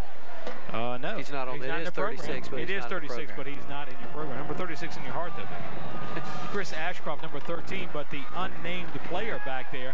He tries to hit the wedge, but the wedge hits him, and it's black jerseys. And it's black jerseys led by Ron Lassiter. And let me tell you, Rich, I just have a feeling that number 36 for the Lakeland Cavaliers is a late call-up from the JV squad to return kicks, and he may want not to return kicks anymore because Ron Lassiter, as Lakeland's going to run it right up the middle of the field, Ron Lassiter is a black and teal and silver blur that is just going to send the guy the other way quickly. Yeah. He brings him down. That's a nice tackle. And that's a very nice tackle. In fact, I said the unnamed player, and our statistician Bob Mackey of Mackey Stats Incorporated says now he's an unheaded player. Oh, that's a little hard. That's what he said. Unheaded. I don't think that's the right word, though. And we have a Lakeland Cavalier player shaken up, and I'm afraid this may even look like it's a knee injury. Good crowd on hand here tonight for homecoming night. The Hickory Hawks cheerleaders always doing a good job. Bob Mackey just said he ran straight into the line. I could have done that. But not as fast. That's a good. Yeah. Oh, yeah. He would have bounced farther. That's what we're paying him for. Yeah. And not very much. 5:27 to go in the third quarter. Take a quick look around and tell you what else is going on tonight in the district. Mr. Babb, you will see that Deep Creek is playing at Indian River, which you mentioned earlier. Kellum at Kimsville, our good friend Jeff Beard, and the Kimsville Chiefs try to get it back to 3 and 4. Nasman River and Great Bridge could be an interesting game. Nasman River coming in 2 and 4, 0 and 3. Great Bridge playing very well, 4 and 2 on the season. Predicted by the Pilot to win that one 34-13, by the way. Coach Noble Palmer, we talked to him last week. He said there were still some things he needs. Yes, indeed. No surprise. Western Branch will play Oscar Smith tonight. That could be an interesting game. Yeah, that will be an interesting game. Oscar Smith has to be hungry going into that game. And they're not going to give up. We saw that last week. That's right. Western Branch coming off a big win a week ago, a win again from Lakeland, and they've had to switch quarterbacks. They sure have, and as a result of that, they have a fumble. Hickory says they have it, and the official agrees. So now Hickory with 1st and 10 inside the Lakeland 20-yard line, or almost to the 20-yard line. We'll call it the 22. And take a look at the replay, Mickey, on 48. Keith Chapman trying to move before he received the ball from the center. As he tries to grab it back, the center kicks the ball forward, not knowing where it is. Chapman with a great effort to try to get it back, but falling on the football for the Hickory Hawks is Jeff DeBasio. And Rich, that's what happens when you come in, haven't played in the ball game, a little nervous, left a little bit too early. And I believe Mike Cunningham with that nice replay shot. Good job, Mike. Running the camera, by the way, at the other end, Dee Harrison Youngs, who was around at the birth of Channel 40 years ago. So I think she was only 16 at the time. That's close to interference. Oh, that's got to be close to interference. Once you knock the guy to the ground, they tend to call it, but not on this one. You know, and I think as a matter of fact, now that I say that, Vega is shaken up. You mentioned that he was stretching out on the sideline, limping visibly here now. Yeah, I was mentioning Channel 40, of course. The original station went from 40 to 23 to 48, and everybody's here tonight. I was around at the time. Bruce Compton, of course, the founding father, so he likes to call himself, of the station and other things. Also, Dave Dessler around at the time, who was the chief engineer at WFOS. He's down running the game tonight for radio. Dee Harrison Young's down there. She was around. I was around. The only person not here, Raymond Jones. Saw him last night, by the way. Raymond Jones, still at WHRO vice president for radio and a multimillionaire. I don't know about that. I'm just kidding. 3rd and 10. I don't know. Bob Mackey, multimillionaire, sit next to me here. No, I did know that. You did? Buy a savings bond, keep a savings bond. Well, I guess as you live to be 197, you could be a millionaire off those things. 4:31 on the clock. Split backs going in motion for Hickory is number 23, Robert Kerr. Mass confusion. Pretty much mass confusion. They're saying that Lakeland jumped. That's what I hear from Daniel Simmons, number 71. And by the way, Dave Dessler downstairs, he's a chief engineer at WFOS. Sometimes you hear him on the air. Right, dead ball, offside, on the defense, 5-yard penalty, still 3rd down. Also works part-time WTAR WNIS radio. Bob Mackey just wrote me a note, said I heard him on the radio. He sounds good too, doesn't he? Yeah. I did not know that. In fact, Bob says he sounds a lot better than he looks. But I'm not sure about that. I'm not sure. Bob said it sounded so good I didn't think it was him. That's ridiculous. He does sound good. They're out of the I formation right now. Receivers, 2 of them, twins, split to the far side on the carry, and I believe for a first down for Hickory, Ryan Gordon, number 21. It will certainly be close. The Hawks say they have the first down. That's the indication from Marvin Brown, but he's not wearing a striped shirt, so we'll have to wait and see. No, they're calling 4th down. Yeah. No, now. Yeah, it's about 2 yards short. 2 yards short. So what do? You're going to take a timeout. I think that Joey's going to end up kicking this one. Well, is he in field goal range? Oh, yeah, ball's down around that's 12-yard line. If you're up 13-0, 3:41 to go into the 3rd, I would say. I would kick it. Go ahead and get the 3.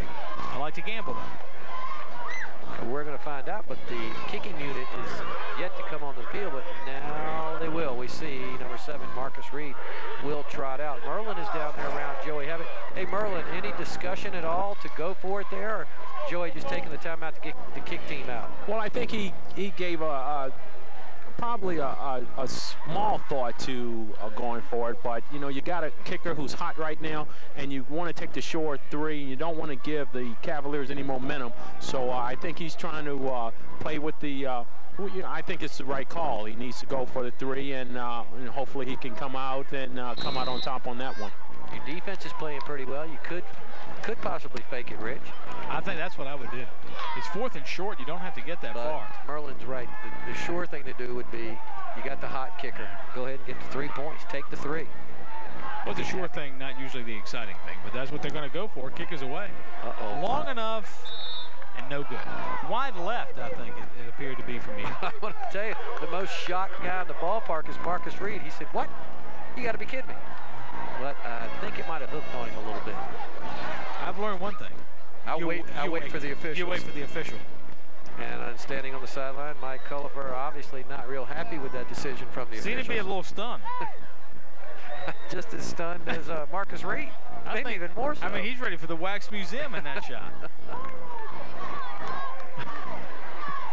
Showing faith in the defense here now is it's going to be 1st and 10 Lakeland from their own 20-yard line. Lakeland having trouble getting guys on and off the field on offense, by the way. 3:36 now. I bet you this is a pass play because they got 4 more receivers right. Goodness gracious. They've got a single back. A little bit, the ends are recessed a little bit. Oh, and Hickory is all over Lakeland's number 11, Deshaun Holly, who's in at quarterback. Number 65, Joe Greenwood.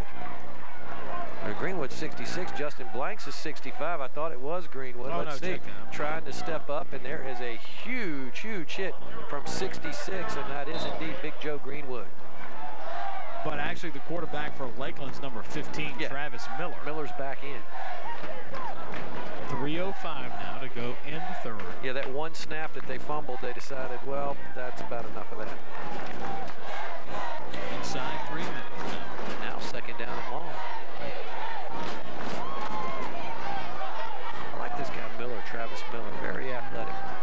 High formation, split receivers. The tailback gets the fake handoff. Miller will come to the near side. Oh, pass is intended for the tight end, number 87, Richard Everett. But he didn't have his arms seemed to be not long enough to get it. I think Richard was running facing the sideline, and then Miller threw the ball to his inside, so he had to stop his body and try to turn all the way around to make the reception, and that's a very difficult play. And now they've thrown it twice. Well, you might want to expect those 4 receivers again because it's 3rd down and a lot. Yeah, 3rd down and 12, we'll call it. Ball at the Lakeland's own 18-yard line. We see 2 receivers already hustling to the far side, but they may be checking out. I think they're checking out. Let's hope.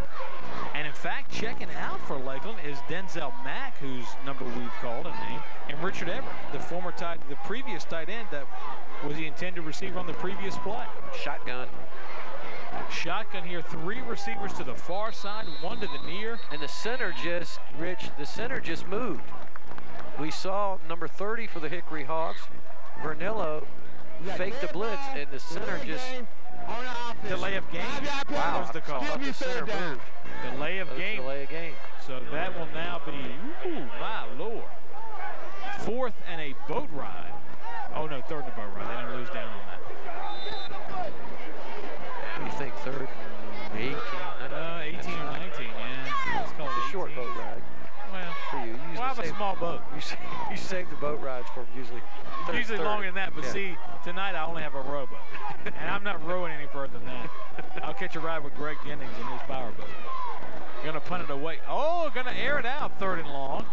And that pass is intended for and caught by Lakeland's number 23, Tavares Mitchell.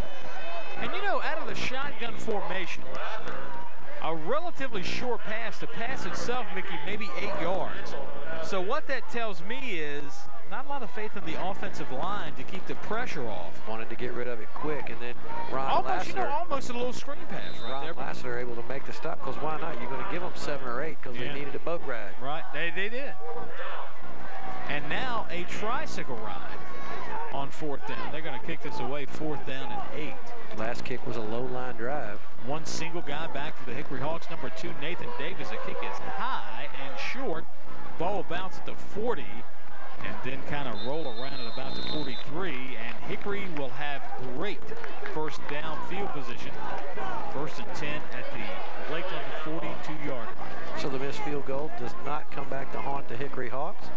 They'll get the 1st and 10 with a 13-point lead. And, well, Rich, is it an upset or not an upset?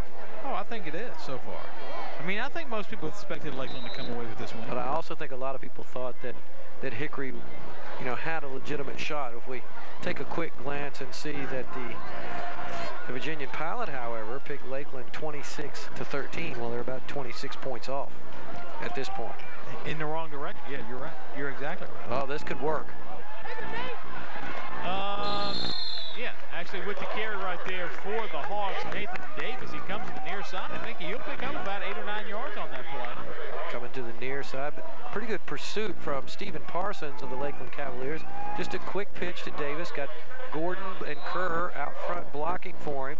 We also see a pretty decent block from Jason Gordon, but good pursuit from that Lakeland defense, who, as we mentioned, very athletic, one of the top defenses in Tidewater. Well, they've been on the field a lot.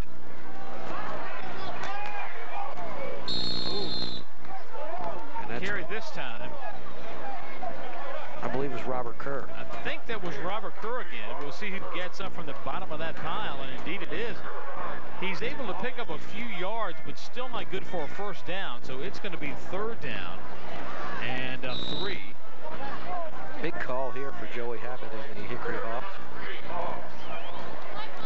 Jason Gordon will check back in. Vega with success throwing the ball in the 1st half, but limping around somewhat here in the early going of the 3rd quarter. 31 seconds to play now in the 3rd, 13-0. Nathan Davis isn't even in the game here. Receiver split to either side, I formation, fake it to the fullback. He's going to air it out. That pass is intended for number 8. You know what? He had the ball in his hands, but never was really able to haul it in with that somewhat of a catch. Number 8, Marvin Brown. We're going to see a replay on WCTV, and I think that Marvin may have got his feet tripped up with the defenders, and the ball again, there's that nice spiral that Vega throws, and right about here, as he starts to dive for the ball, I think their feet got tangled up. And it seemed to me there was a little bumping going on before that. And the wind, I think, is picked up somewhat too, because the ball floated just a little bit. Yeah. You can look at the flag and see that the punt is away and deep for Lakeland's number 36. And again, that's the guy we don't have a number for. And again, he goes down hard. Yeah. He's earning his keep tonight. Cornelius Copeland, number 7 for Lakeland, was just kind of running around, bumping into guys from Hickory like he was playing bumper cars there at the end of that. He was getting pushed. That could be. 7 seconds to play now here in the 3rd. 13-0 still in favor of the Hickory Hawks. And Lakeland will have the ball, Mickey, but not in great field position. No, Hickory definitely winning the field position battle thus far. We've been talking about a short field and a long field, where for the 2nd half, it's been a very long field for the Cavaliers. This may be the last play of the 3rd quarter. Going to give it to the fullback right there for Lakeland. That's number 33, DeAndre White. And he'll pick up a couple yards. We'll call it 2nd down 8. And Rich, maybe we can catch up with Merlin. You know, that's a third quarter where neither team able to really establish anything. Merlin, what's going on the Hickory sideline? I don't think anybody has established what they wanted to do here in the second half yet. Well, I think it's just a stalemate, and I think Hickory came out on top. They didn't want to lose any ground, and they didn't. They actually gained 3 points.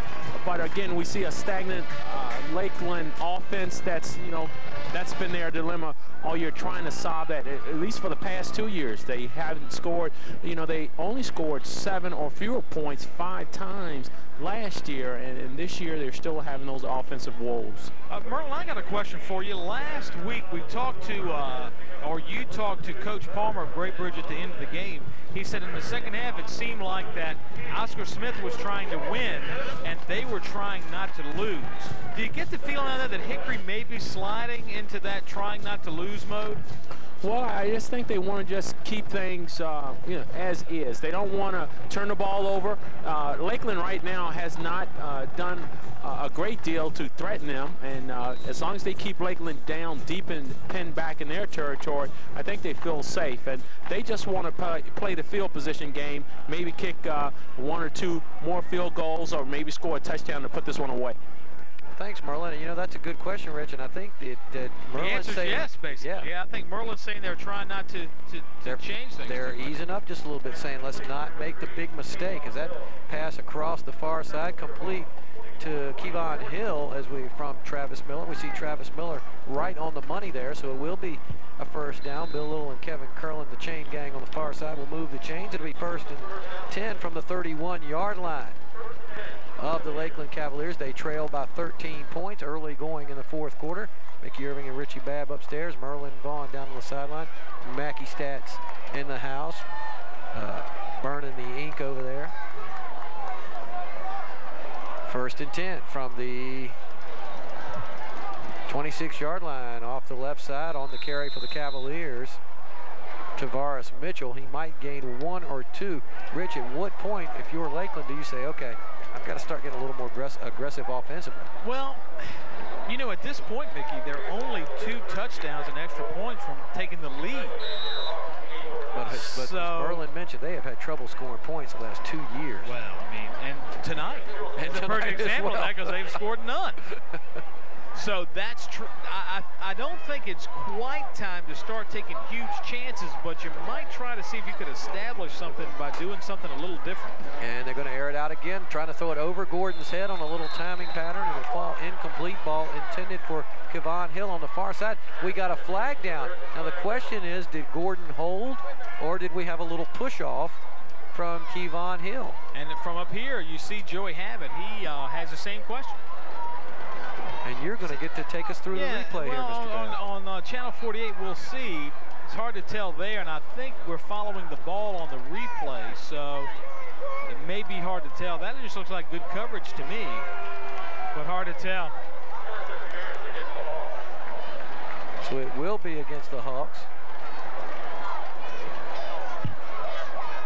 10:42 remaining in the ball game. The Hawks are going to back it up somewhat as the Cavaliers now will be approaching close to midfield, and they will have a first down. First down. We got defensive pass in the first on Hickory, 15 yards, automatic, first down. Automatic first down. Automatic first down. And you know, how often do you hear an official call the name of the school? Usually they'll say black or white or green or like blue or yellow. I kind of like that. Yeah. Well, actually, I like the color. Okay. Because it makes them seem more detached. It makes them seem more like blind He's justice. just giving us a little play-by-play. He is. 1st and 10 from Turn his mic up. From the 48-yard line, I formation. Gonna do a little play action here. Miller throws it across the middle, and it hits the back of number 30, Wes Pernillo, as he's backing up in coverage. Ball intended for DeAndre White. Third quarter stats. Mr. Babb, what does it look like? Did Lakeland do anything offensively? No. Not really. I mean, you're looking at total yards, 200 for Hickory, 135 yards of that on the pass. I mean, you only see that many more yards passing than rushing when you're playing PlayStation. 5 penalties for 50 yards for Hickory, 6 penalties for 30, 1 turnover for Lakeland, but you know, that's not, is that LC they put up there for Lakeland? Lakeland Cavaliers. Oh, okay. Hickory Hawks. Get it. I'm a little slow. And so there you go. Look at the time of possession, though. Almost even 3 minutes more for Hickory High School. Have a timeout now down on the field. Mickey Irvin and Richie Babb upstairs on WCTV channel 48 and 88.7 WFOS FM Bridge 88.7, where you can catch the Blues traffic jam every afternoon, which I often do. I wanted to mention that. I'm glad you did. Warming up on the sideline, we get our first look at Keith Chapman, 5'9", 170-pound sophomore. And we have mentioned that it appeared that Adrian Vega may have had a leg injury, but now I notice that it's Vega who Chapman is playing catch with. So I think that Vega's going to stay in the ball. Watching on WCTV, got a quick shot of the capacity crowd here at Hickory High School tonight. On the home side. On the home side.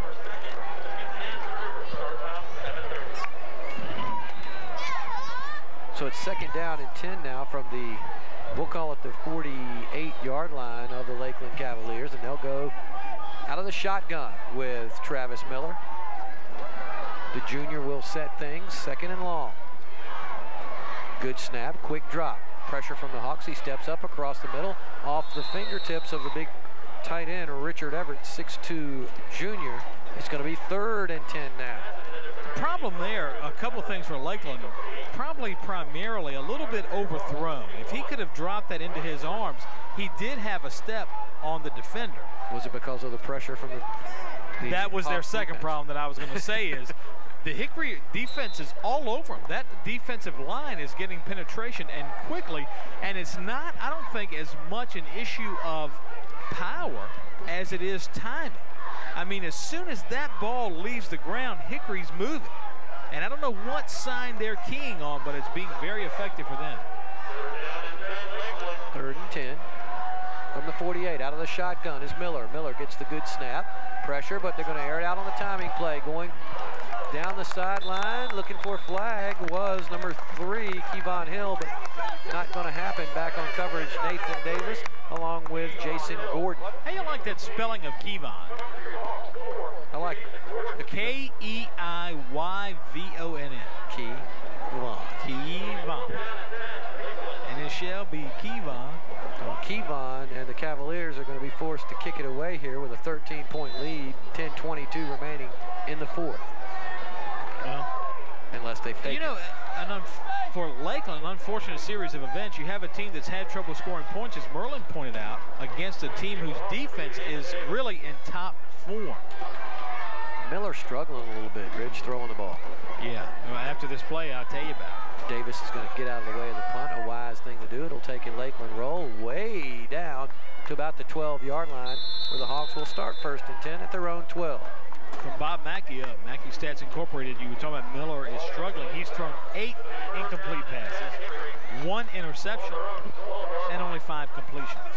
And you're thinking ratios, that's probably not the ratio that you're... It is not good. So that means that he is, let's see, 8. No, he's 5 of 14. Math. He's 5 of 14. Okay. 14 attempts, 5 completions. We see that Vega is back in for that man that you did a quick look at on WCTV, Joey Habit. Can't tell that Joey's got a 13-point lead, but he does with a little over 10 minutes to go in the ball game. Vega will start 1st and 10 from the 12. He'll give it to Gordon. Gordon trying to buy a little time and skate it to the outside. Tries to turn the corner, and he'll get about 5 or 6. Nice pursuit there by really the whole Lakeland defense, Mickey. They forced him to stretch that play out that far, and by the time he was close to turning the corner, it's too late because they're all over him. You'll see the handoff here on Channel 48 on the replay. Gordon gets the ball, tries to put it up the middle, can't, brings it to the near side, but look at all the white jerseys. 1, 2, 3, 4, 5, 6. Half the team is before he can even turn the corner is on him. So nice play by that Lakeland defense. This one goes to Kerr for the 1st down, a little bit more. He breaks free. Now he's going to cut it back, get a couple more yards, close to the 40-yard line before he's pulled down by big number 66, Ernest White. And all that about the play and the Lakeland defense on the play before, but it was still 2nd and 2, so he picked up 8 yards on that. So, but again, there they use their quickness against them as they do the quick opener, and maybe the defensive line blows by Robert Kerr so fast that he's able to get past the linebackers in a couple of steps. 9:11 remaining in the ball game. Hawks with a 13-point lead will go out of the I formation. Davis split to the far side. Gordon to the near. Going to pitch it this time to Ryan Gordon, and he's hammered by Denzel Mack after he was slowed up by, I believe, Kevon Hill. 8:53 to play, Mickey. If you're a Hawk fan, you have to like the way things are going right now. And I tell you what, you would really, if Hickory could just get 2 more first downs, they don't even have to score, but 2 more first downs will take enough time off this clock that Lakeland, when they get the ball back, will have to that's when it's time for them to just pull out all the stops. No holes barred. 2nd down and 10 out of the I formation. Receivers at the top and bottom of the screen. Vega completes it across the far side to Josh Gordon. Gordon fighting for a couple of yards. Or excuse me, Jason Gordon. And Jason will get about 2 or 3, Rich. That's a little quick pass attack. You know, I'd like to send a congratulations out to the superintendent of Chesapeake Schools, Dr. W. Randolph Nichols. Big W. Randolph Nichols Scholarship Fund dinner last night. And able to reach the fundraising goal, and it looks like that very soon the W. Randolph Nichols Scholarship will be given to deserving Chesapeake School students. No, not parents. You don't get it, Mickey, not you. No. Can I apply? I guess anybody can apply. Might be good for a laugh. 3rd and 7 from the 43. 7:37 remaining in the ball game. Hawks with a 13-point lead. Little play action pass. Vega in trouble. Throws off balance. He's throwing for Brown, and it's knocked away beautifully by Denzel Mack. Rich, that's how that's supposed to be done. Yeah, let me ask you this. The Lakeland defense has seemed much more efficient the last several plays. They seem to be closer to the ball. Is the Hickory offense getting tired? Are their plays predictable, or has Lakeland stepped it up enough? I think the Lakeland defense, you know, coming in here, one of the best defenses in Tidewater, may have made a couple of adjustments at halftime, and have really played a lot better here in the 2nd half. But as Merlin said, the Hawks playing the field position game, and the clock is now in favor of the Hickory Hawks. As I said, another first down or 2 would have helped them, but it is 7:17 to play in the game. And Lakeland's down by 13, but that's still not, you know, that's a hill you can climb if you have to. An audit was just completed on Mackey Stats Incorporated, and Miller did not give up an interception. Oh, he was putting in the future interception. Which means that Mackey Stats Incorporated will get no money tonight. Well, he's like he was getting a lot anyway, you know. What are you going to do without the $10 that we pay you for coming out? Wakefield and Vega down on that Hickory sideline discussing the quarterbacking duties. Yeah, well, sorry. Well, I'll tell you what, Rich. Sorry, Bob Mackey, had no Happy Meal from McDonald's this week for you, baby. They have got to get a score here if you're a Lakeland Cavalier fan. 3 receivers to the near side out of the shotgun. Miller just airs it out. Gordon is down there, and does he get it? Yes, beautiful. Intercepted by Jason Gordon. There was the interception that Mackey was looking for. Oh, he foresaw it. Travis Miller just rears back and throws it, puts it up in the air, and Gordon back there playing center field. On Channel 48, you'll see the replay. I mean, that's a nice pass. It's a little wobbly as he lets go of it. It's coming down right into your living room. That pass looked like it was intended for Jason Gordon. Well, he had to step. He had position, which means it's a well-designed defense, first of all. Second of all, Gordon played it very well. Merlin backed off of that, too. Merlin he was in position to haul that in. He used to be a little more aggressive, but he was definitely in backup mode there. Yeah, he was. First down, Hawks. They give it to Kerr off the right side. He'll pound forward for about 2 or 3 yards. Merlin, you got to make that play down there, man. You know, strangely enough, I was going to catch the ball, and I said, wait a minute, it's still in the field of play. I had my hands ready to catch the ball. Merlin, I wouldn't say you were going to catch it. No. You had your hands up, but I think it was to protect your face. I think it was to protect your face, Merlin, not to catch the ball. Hey, that's true. Second down and about 7 here now. 6:38 remaining in the ballgame. Hawks with a 13-point lead. Just trying to grind it out now and have the clock work against the Cavaliers. Well, now Hickory doesn't really even have to score. You know, if they can burn 2 minutes off this clock, then you're looking at 4.5 minutes to score 2 touchdowns. Lakeland's in trouble because they've been able to score pretty much nothing to this point. So, well, pretty much. Yeah, pretty much nothing. That's a zero. Is about that's as close as you can You know, I'm looking. I just showed you a few minutes ago up here in the stands. We can't get a shot of it because of where he is.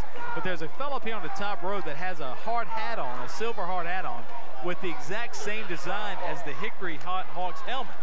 That's sweet. Pretty stylish. Yeah. Gordon Who used to do that? Oh, the Steelers. The Steelers used to have those hard hats. Sure, they still do. Kerr, by the way, has rushed for 48 yards. And he's earned every one of them. In fact, the effort he's put out and the hits that he's taken, he's run for about 106. Mickey, where are we going next week? Next week, we are going to see a pretty good ball game. If the Wildcats are going to make their run, they're going to have to go through Deep Creek. The title runs through everybody Deep Creek. Let's face it. Deep Creek, the #1 team in Tidewater, deservingly so. Second in the state a year ago. It'll be our first look as that ball's fumbled around and just punishing hit there. Homer Simpson was up here in the booth somewhere because I heard him. We're going to see those. We're going to see those Great Bridge Wildcats and Hornets next week. But you can watch the game time Saturday at 10, Sundays at 1, Mondays at 4, and Thursdays at 11. And again, it'll be good to get our first look at those Deep Creek Hornets next week. Well, and of course, next week we would hope that you would go to the Great Bridge game just so you can see us and maybe get an autograph. That's, you know. But if you decide to go to another game, you can hear that game live on 88.7 FM WFOS. Then call us and we'll come give you an autograph. Dude, well, I mean, I don't care. Yeah, you're right. Whatever. First and 10, Lakeland from the 33-yard line of the Cavaliers. 5:19 remaining in the game. Out of the shotgun will be Travis Miller.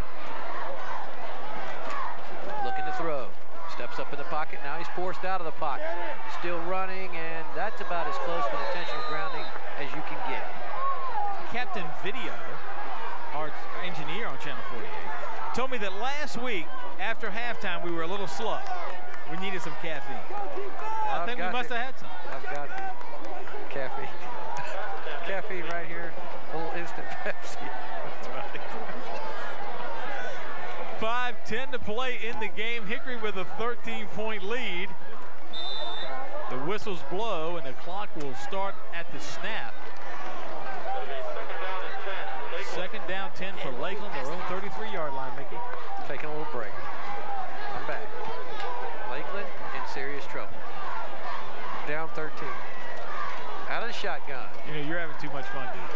Pressure, throwing it to the far side, incomplete. Out of the outstretched hands, the ball will fall, intended for number 81, Linwood Wiggins. So it's now going to be 3rd and 10 from the 33. Obviously going to have to throw the ball. Down 13, still 5 minutes to go. The Hawks get the ball back here. They should be in good shape. If you're Lakeland, is this 2-down territory? Or are you going to kick it away and hope to get it back? No, you got to go for it. Yeah, I mean, it's just, even with, if Hickory only runs 3 plays, you burn a minute or 2 off the clock. There's no way. I mean, you've got to keep the ball. And you've got to take every gamble to do that. Let's see what's happening on the Hickory sideline. I know Merlin's down there, and with 5:04 remaining and a 13-point lead, Richie brought it up best.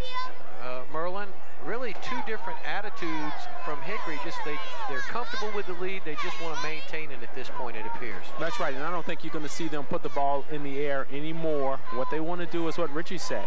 They're going to want to run time off the clock and just possess the ball. And Lakeland, you know, they really are going to have to go for it on 4th down, because if they give the ball back to Hickory, Hickory is going to take time off the clock, and they have a person on the sideline right now with a stopwatch, making sure that they take the full 25 seconds during each play. So nice. They have this thing down to a science. Good idea. That's the first time I think you've ever seen that, isn't it, Merlin? Yeah, it is the first time, but they really want to milk the clock. Out of the shotgun now, big 3rd down and 10 play, long count. Wiggins to throw, going to the near side.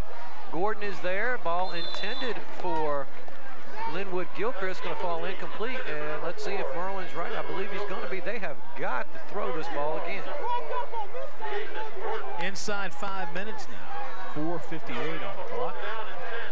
first time I've often wondered if any other teams have run a stopwatch when the clock's in your favor, have a coach stand there and say, okay, now go.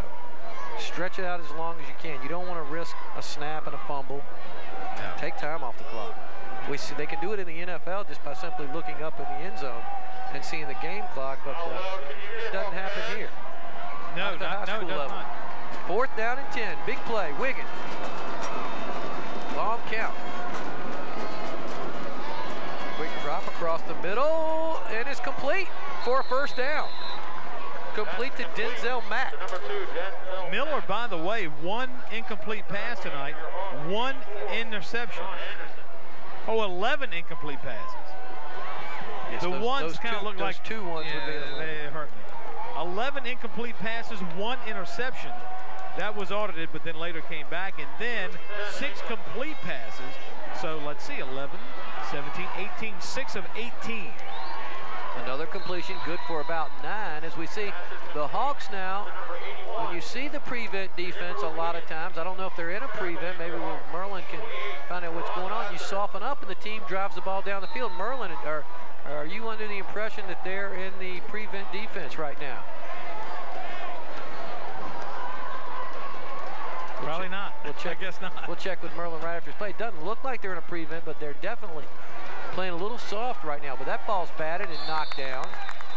So Merlin, we see it so many times late in the ball game when a team will just sort of ease up a little bit and let the offense drive down the field. That looks like what's going on right now. Well, it looks like Hickory is pressing on defense. They are not backing off that much. I think that right now Miller is making some good throws. The receivers are running some good patterns, but you see the defenders are right there within a yard or two, and then sometimes right up on the defenders, right up on the receivers.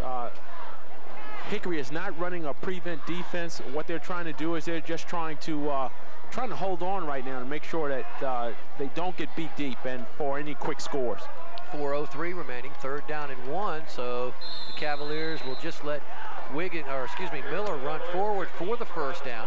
Now their best threat of the night is they take a 1st and 10 to the Hickory Hawks 40-yard line. And again, Miller and the Cavaliers going without a huddle. Out of the shotgun, 4 receivers. Good snap, quick 1-step drop, almost picked off. And he could have went to the end zone. He could have taken it to the house. Rich, Wes Vernillo had a hand on it and just got to him a little too quick, I think.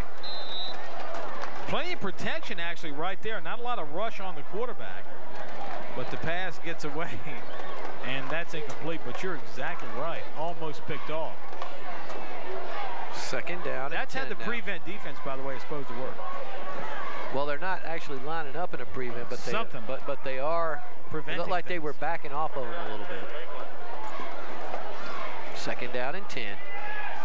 Pump fake, airing it out now to the near side, and it'll fall incomplete. Intended for Linwood Gilchrist as they throw it towards Jason Gordon's side of the field again with 3:38 remaining in the ball game. The Hawks up 13. Suddenly, it's a 3rd and 10, so they need 2 more big plays, the Cavaliers, to keep the drive alive. Miller only 6 of 21. He has 14 incomplete passes on the night. Well, I'd have to think he's going to throw 2 more times here.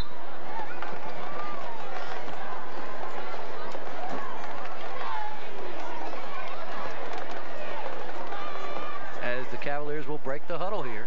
3rd and 10, ball at the 35-yard line of the Hawks. Miller will stay in the shotgun.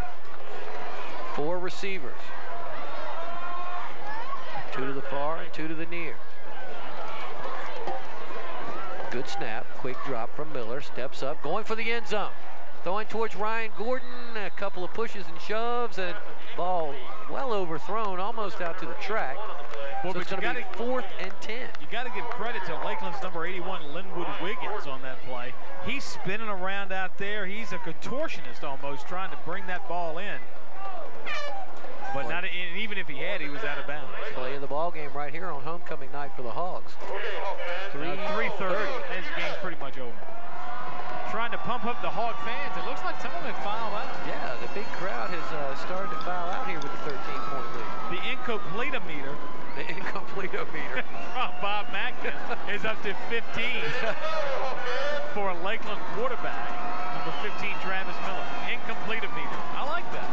3 receivers to the near side, a lone man to the far side of the field. They probably don't like it. Miller running for his life, and a sack. Give credit to the man who had one in the first half, number 66, Big Joe Greenwood.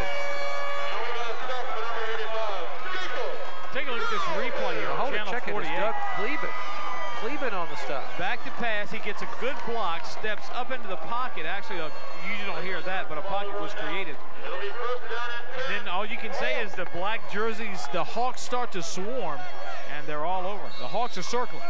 And they circled the quarterback on that particular one. Third, I tell you, in this game, I think the Buzzards are starting to circle the Lakeland effort here because they are 13 points down with 3:21 to play. Vega wants to throw it. A one-handed grab by Brown will slip out of his hands. Well, that was close. I mean, that was close to being intercepted. Hickory's number 8, Marvin Brown, was right there in the vicinity. Be second down and 10. Vega, number 11. You know, that's interesting. Bob Mackey says, you know, they should be running so they could burn the clock. That would work. Wouldn't hurt. Second down and 10 here now. Play will be shuffled in with Adam Haywood, one of the wideouts. He'll be to the near side, and up on the far side, they'll send out Nathan Davis. They'll go out of that I formation with Ryan Gordon in the backfield. Second down and long from the 42 of the Hawks. Holding on to the 13-point lead. This is Kerr. Kerr is going to go off the right side, but immediately tripped up by Cornelius Copeland.